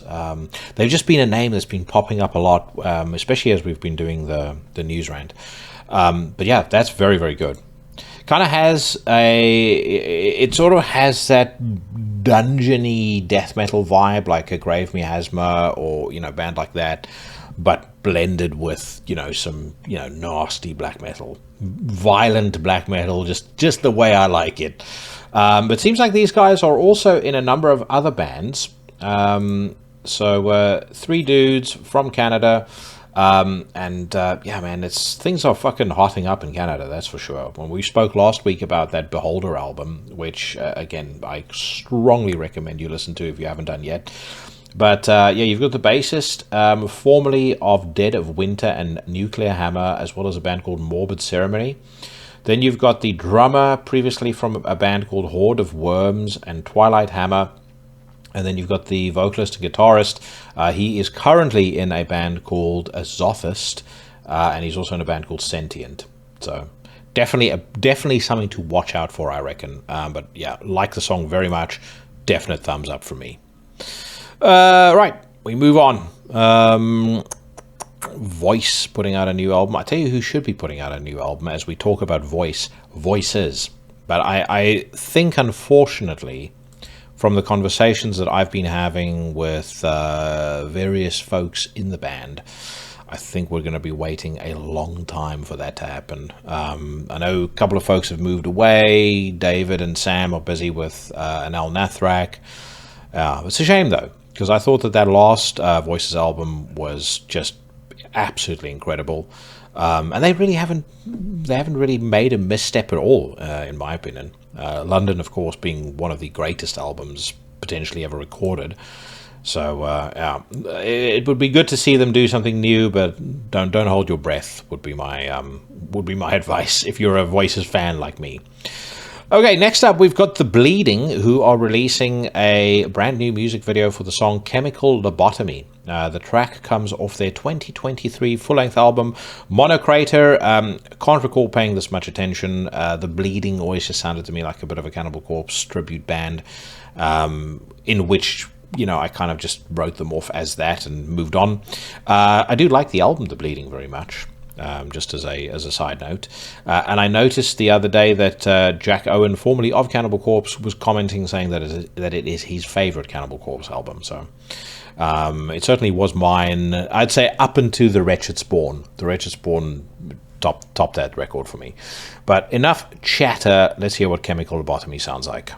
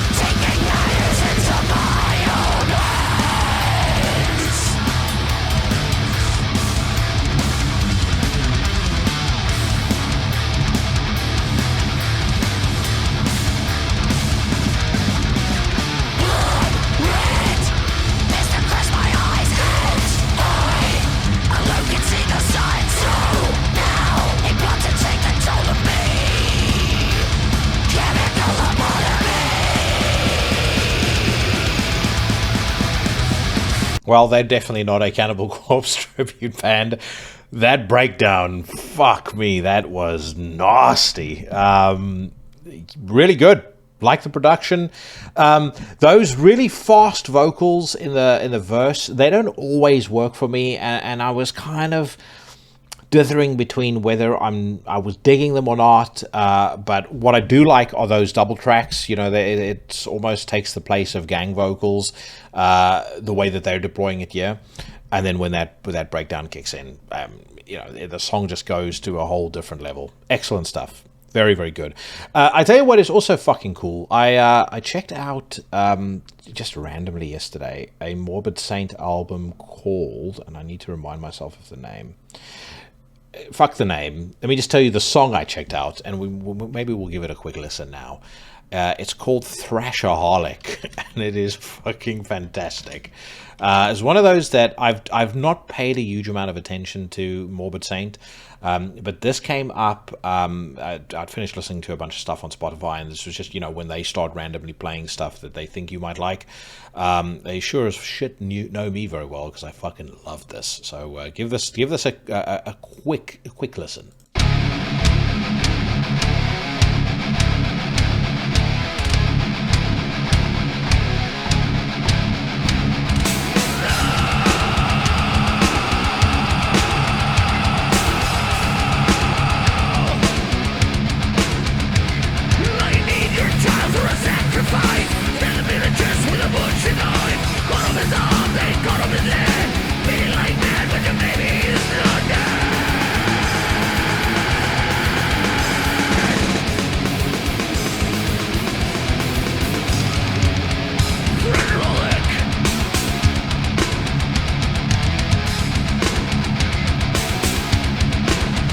If you need your testosterone boosted before a workout, this is the band to check out, or certainly the song that you need to add to your gym playlist. I agree with the sentiment that thrash has sort of reached its ceiling as far as creativity is concerned. I totally get where people are coming from when they make that argument, but for me, it's the magic is in the execution.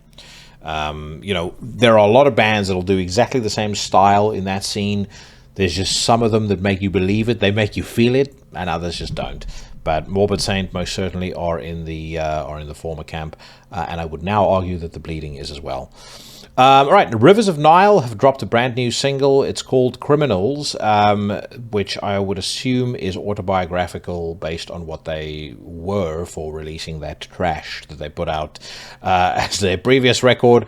But anyway, Pennsylvania-based progressive technical death metalers Rivers of Nile are pleased to unleash their brand new single Criminals. The latest track serves as a first teaser for the band's upcoming full-length. Let's listen.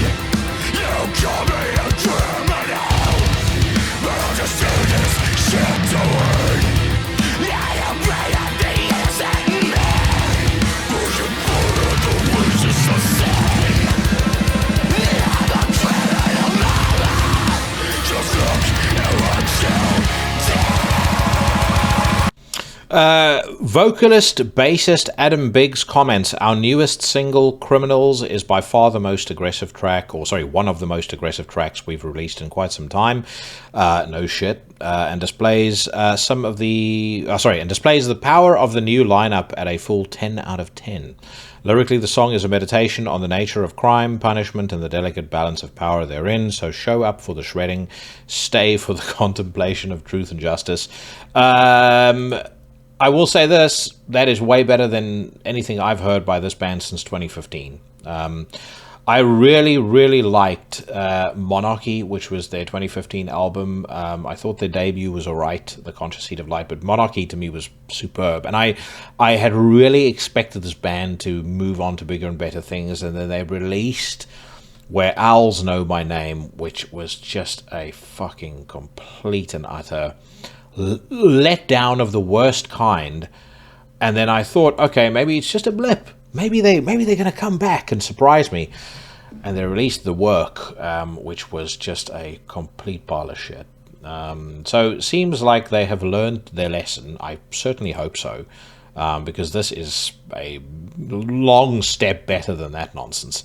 As a matter of fact, this sounds more to me like the kind of music I expected them to be making after Monarchy, than the shite they busied themselves with in actuality. But I mean, as far as the actual song is concerned, I think everything is working for me. Yeah, really good production. Like really, you can hear some serious money went into getting the band to sound that way. The video actually isn't bad either. And as for the riff, the song itself, first 1 minute 10 seconds. Earning a thumbs up from me, and I did not think that I'd be giving Rivers of Nile a thumbs up again after the way in which they disappointed me. So let's get back to it.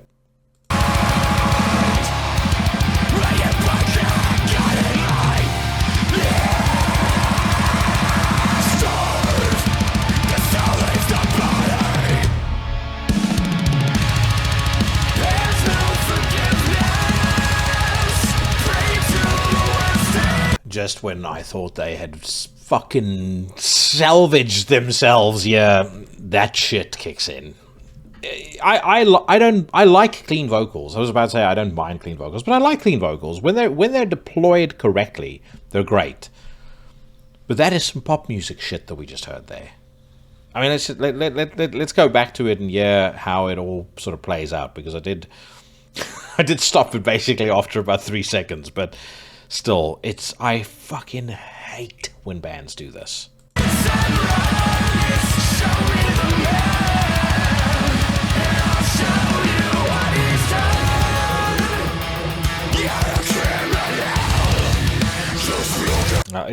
It's mercifully not a lot, but it's enough to fuck up the song.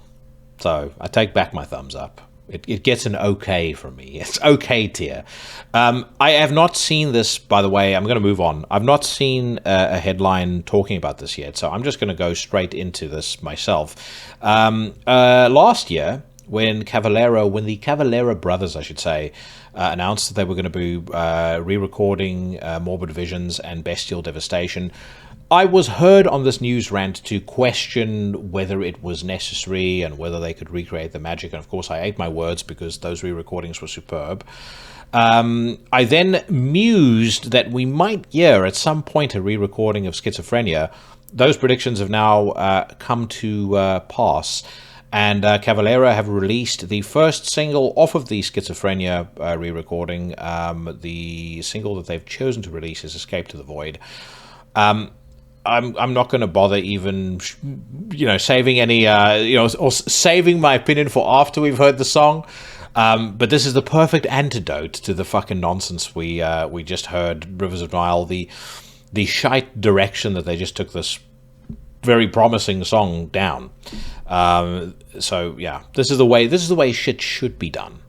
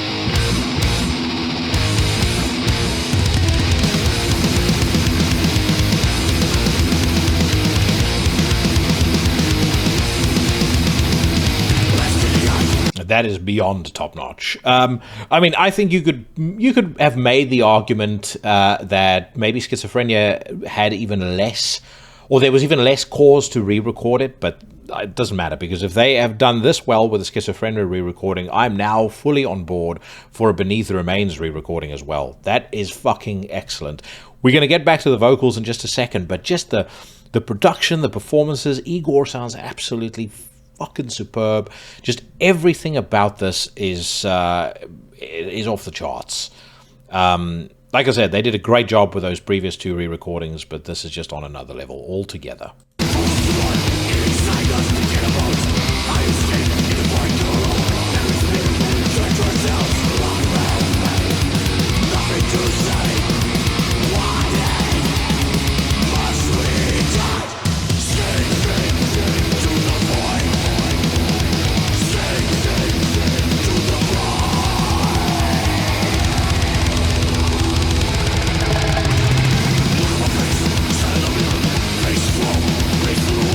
Max also sounds absolutely fantastic. I mean, how old is that dude? He must be verging on at least mid-50s now. Let's have a gander. But whatever is going on with him, he's had a major resurgence in just the strength of his voice. I was correct. He's 54 years old. Because his voice has always been reasonable, but there was a period of time when it was really kind of tapering off with some of those last Soulfly albums, and I would maybe even argue with some of the Cavalera Conspiracy records. But with these re-recordings, holy shit, has he found a fucking well of inspiration somewhere? Yeah, fantastic, just absolutely fantastic.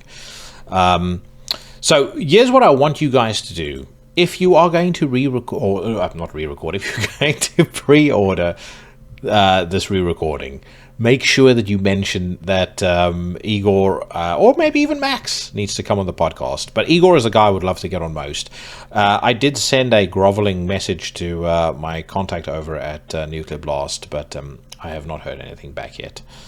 So hopefully that changes, because I would fucking love to have Igor on the podcast. I think he's a phenomenal drummer, and I'm just curious generally about every single one of the projects that he's been in. Of course, I will interrogate him about the status of Absent in Body as well. Yeah, anyway, very excited about that. That re-release comes out on June the 21st, in case I didn't say it. Okay, Gaerea unveil a new track. It's called World Ablaze. The press release reads, "In a world where music often treads familiar territories, cathartic black metal visionaries Gaerea challenged the paradigms and invite listeners into an enigmatic journey with a newly released single, World Ablaze. The track will be part of the band's upcoming studio album, of which details will be unveiled soon."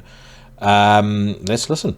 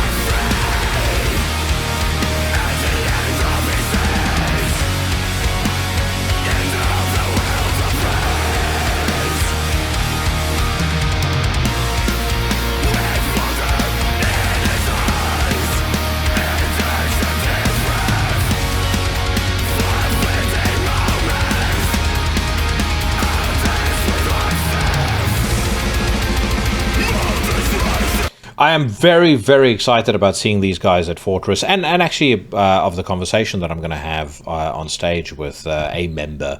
I mean, I'm going to assume that he will come on stage with. Excuse me. I'm going to assume that the member in question will come on stage with his mask.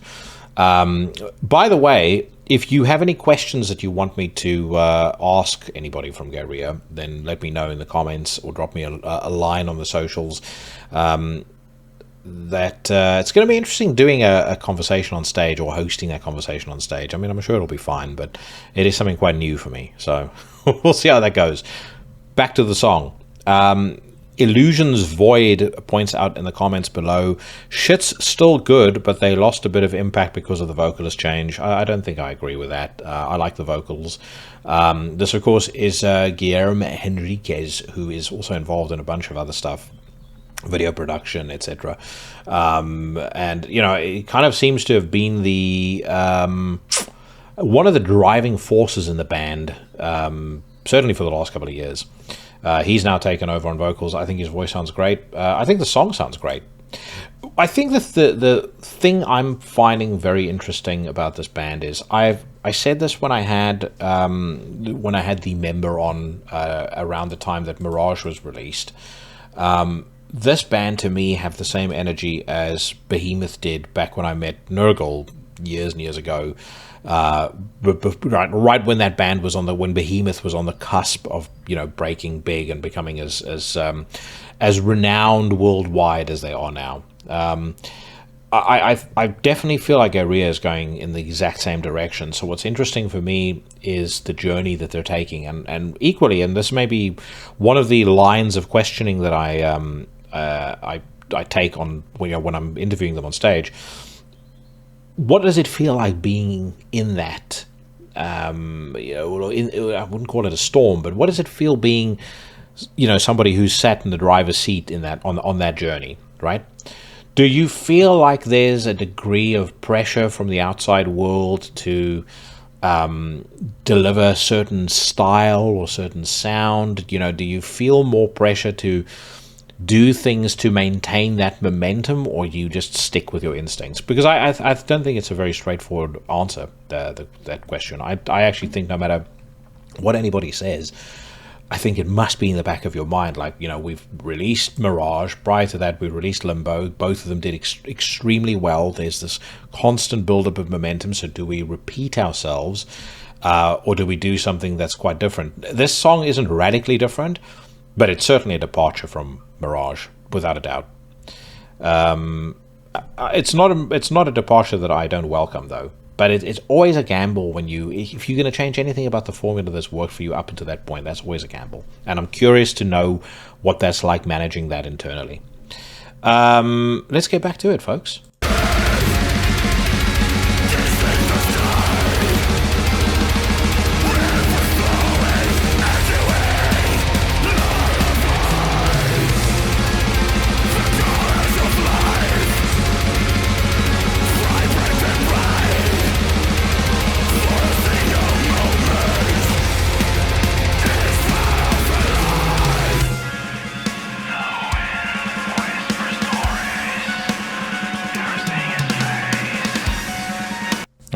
Definitely merits a top notch for me.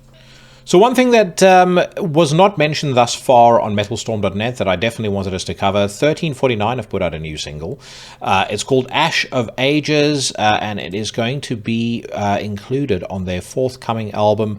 It says here, listen to 1349's latest new single following their 2019 album, The Infernal Pathway. Of course, we were the first, or I was the first to break news of the forthcoming record when I had Archaon on the podcast, and that was the first conversation that I recorded when I was in Norway. If you haven't seen that yet, it's about 5 episodes ago.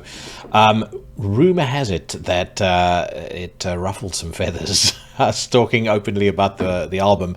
And I, of course, have heard the whole album, and I can tell you right now, it is the best thing, in my opinion, without giving too much away.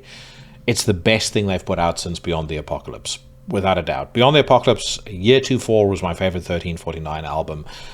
I would say this is the album that has the most in common with that record, and it's definitely the best record that they've done, since then. Demon Noir, Beyond the Apocalypse, those two records are the ones that I would say most closely relate musically to the new 1349. But you decide for yourself. Let's hear what the single sounds like.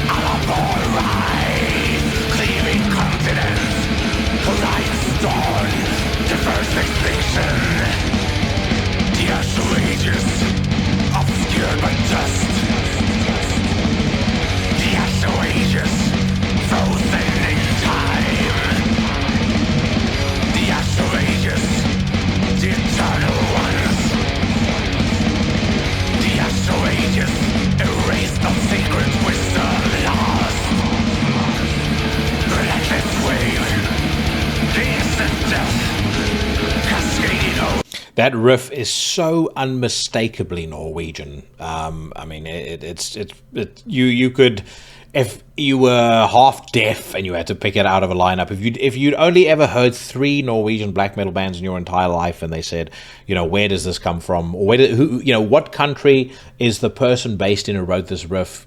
Dollars to donuts, you're going to be saying Norway. But I say that in a very complimentary manner. It is. That is just, to me, exactly what Norwegian black metal should sound like. You then got Frost delivering a reminder of why he is such a highly rated drummer. Raven sounds fucking brilliant. He sounds like he's gargling the ground up bones of Christians. So yeah. I'm not. I don't even have to go into any more detail about this. Just to say, make sure you check out this single. I don't think they've announced when the album is coming out yet, but Archaon did say October when I had him on the show. And hopefully around the time that he is, or that the record is out, we might be able to get either him back on or Raven. We'll have to wait and see. But yeah, fucking just absolutely superb in my opinion. Okay, let's maybe check out 1 or 2 more, and then we'll move on. Agriculture is embarking on a new tour over Europe. Agriculture, of course, is the ecstatic black metal band that we listened to for about 60 seconds, and I honestly just screamed for mercy when we were about halfway through the fucking clip that we listened to. They are, in my opinion, the worst thing since Dawn Raid, and it makes me sick to my stomach that they are in any way spoken of as a black metal band.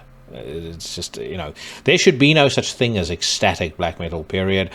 They're just fucking awful. Their music makes fucking, all of these stupid post-black metal bands that you've heard, it makes it sound like masterpieces by comparison. I would listen to... I genuinely would listen to The Weeknd before I listen to Agriculture. That's how strongly I feel about it. Actually, The Weeknd has got some cool songs. I would listen to fucking Olivia Rodrigo before I listen to Agriculture. Okay, over on Metal Injection, let's check out the news there. There is a article on Steve Von Till explaining the sonic ideas behind Neurosis's Through Silver and Blood masterpiece record, and particularly a masterpiece when you reach the highs of that album, like the final break, not even breakdown, but kind of the climax of the song Locust Star. That was the single they put out, the first song I ever heard by Neurosis as well, I should say. But yeah, just fucking, what a record, what a band, and what a shame that it is extremely unlikely we are ever going to hear anything by them ever again. There's also a headline here. Steve Vai comments that Strapping Young Lads Alien should be studied. That is a pretty good album, and I think City and Heavy as a really heavy thing before that was fucking cool as well. Really, Strapping Young Lad didn't put out anything bad. It's just the direction that Devon took when he started with the happy, heavy fucking nonsense that he started releasing. It just didn't do it for me. Knocked Loose drummer addresses allegations made against him online. I feel deeply violated that an anonymous person has made up a story about me that I'm left to answer for. I hope this clears things up.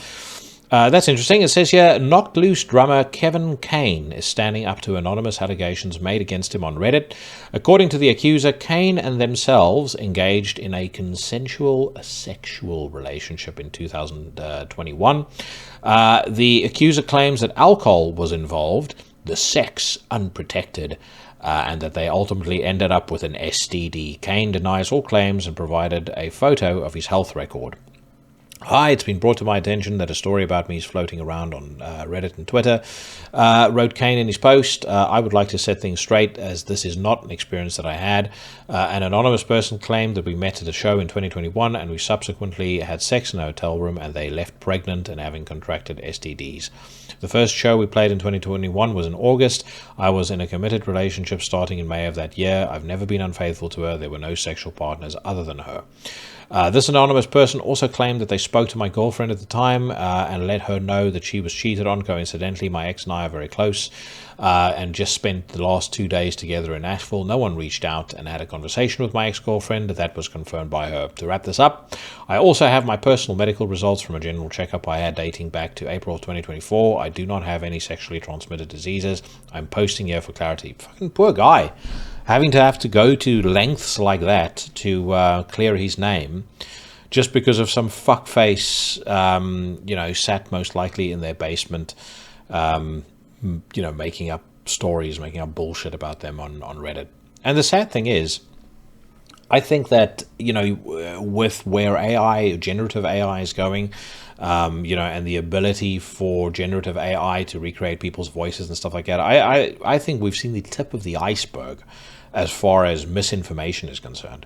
Misinformation about not just politicians and, higher level shit, but we're going to hear a lot of crazy stuff coming out, or crazy accusations being flung around about people we know, maybe even about ourselves. So, watch your backs, gentlemen, because there are some crazy people in this world, and when they develop a dislike for you, and they have the tools to try and ruin your life, they are almost certainly going to try and do so. Let's see if there's anything else here. Cradle of Filth's Ed Sheeran collaboration might just be a bonus track on a new album. It's been an awful lot of fucking hype and talk for something that's just going to be a bonus track. I mean, not that I am in any way interested in hearing it, but they've been going on about that now for years, it seems. So, if it's just a bonus track, if you're a Cradle of Filth fan and you've been waiting for that with bated breath, more fool you. Eloy Casagrande has now confirmed that he is in fact in Slipknot, revealing the truth that most of us had known for quite some time. But again, as I said, what a hire for Slipknot. As pure talent acquisition, that is a serious talent to acquire. And I think, regardless of my feelings about Slipknot's music, he's going to be a fucking tremendous asset and will, do those songs, particularly, not to quibble over who the best Slipknot drummer was, because I really don't care, but Joey Jordison was a very talented drummer, and I think Eloy Casagrande is easily up there. He's got the chops to be able to keep up with that young buck. Not with that young buck, actually, with that old legend. All right. Deerside's Glenn Benton talks music lacking big personalities and modern metal musicians looking like Weezer. We'll wrap up with this one. He says, we need that guy out there biting the heads off bats. We need those guys. Deerside frontman Glenn Benton will absolutely go down as one of death metal's most well-known characters. For evidence, look no further than the story of Benton allegedly walking into Roadrunner Records' A&R man Monty Connor's office back in the early 90s with a Deerside demo in hand saying, "Sign us, you fucking asshole." Is it true? Not really, but it's one of the many stories associated with Benton that'll be talked about for the rest of his career and beyond. In an interview with the Gaza podcast, Benton lamented the fact that the music industry lacks big personalities these days. Benton's reasoning is that he dreamed of being a musician as a kid thanks to guys like Little Richard and Chuck Berry, and that maybe today those influences are less prevalent. I gotta say, I do agree.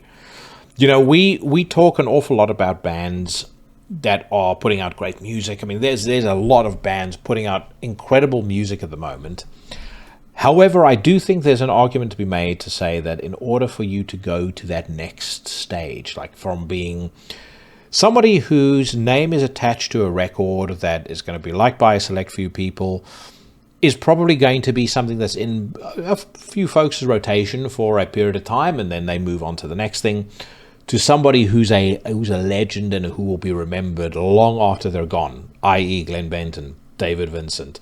We can think of other characters within our scene. Attila, I would argue Mortus as well, although some people may have an argument to the contrary. But the big personalities in our scene, I do think that a little more is required, and I don't necessarily think it needs to be an act. As a matter of fact, I feel like the guys that, or the names that'll be most remembered are the people that found a way to turn the volume up on their personality.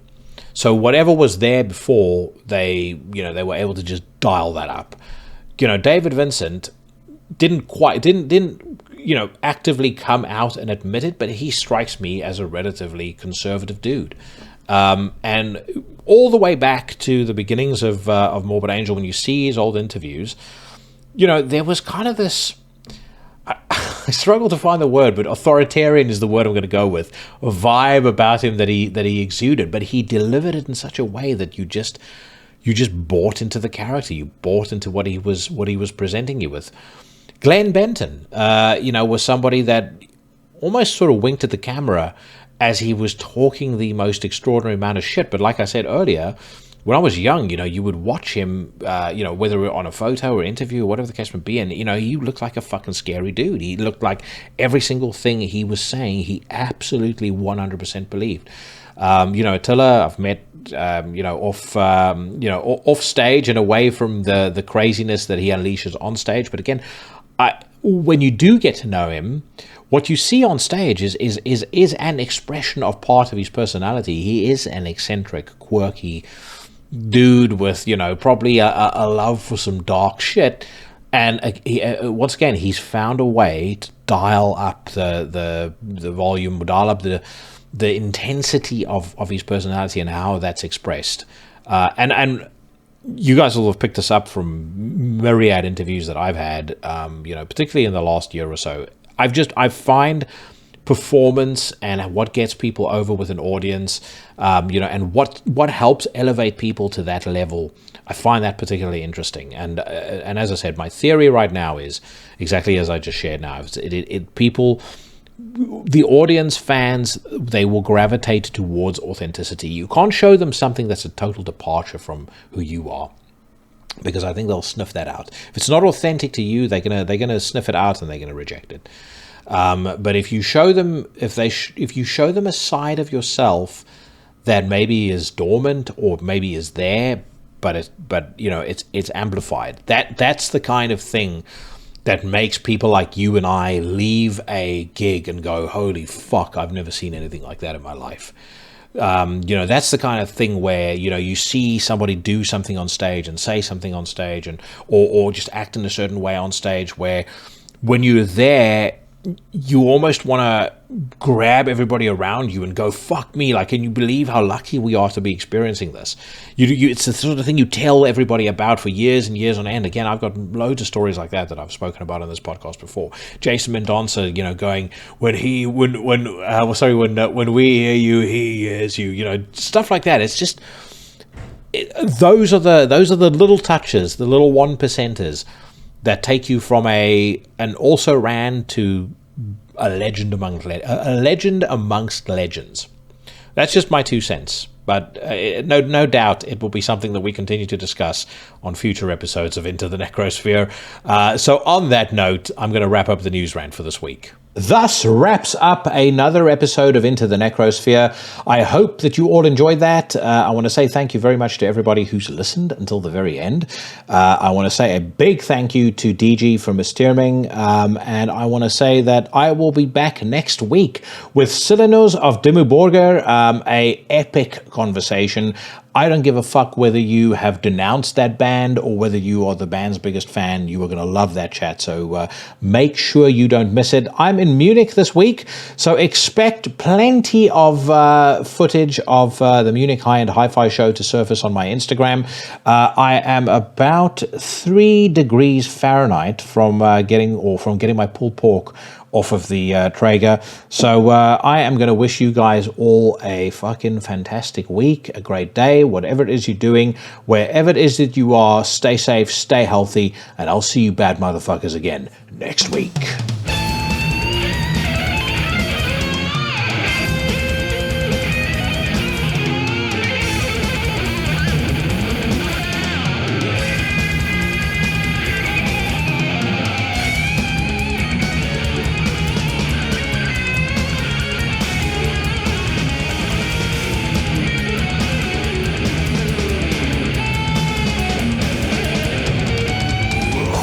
Beyond the gates, larger than the stars.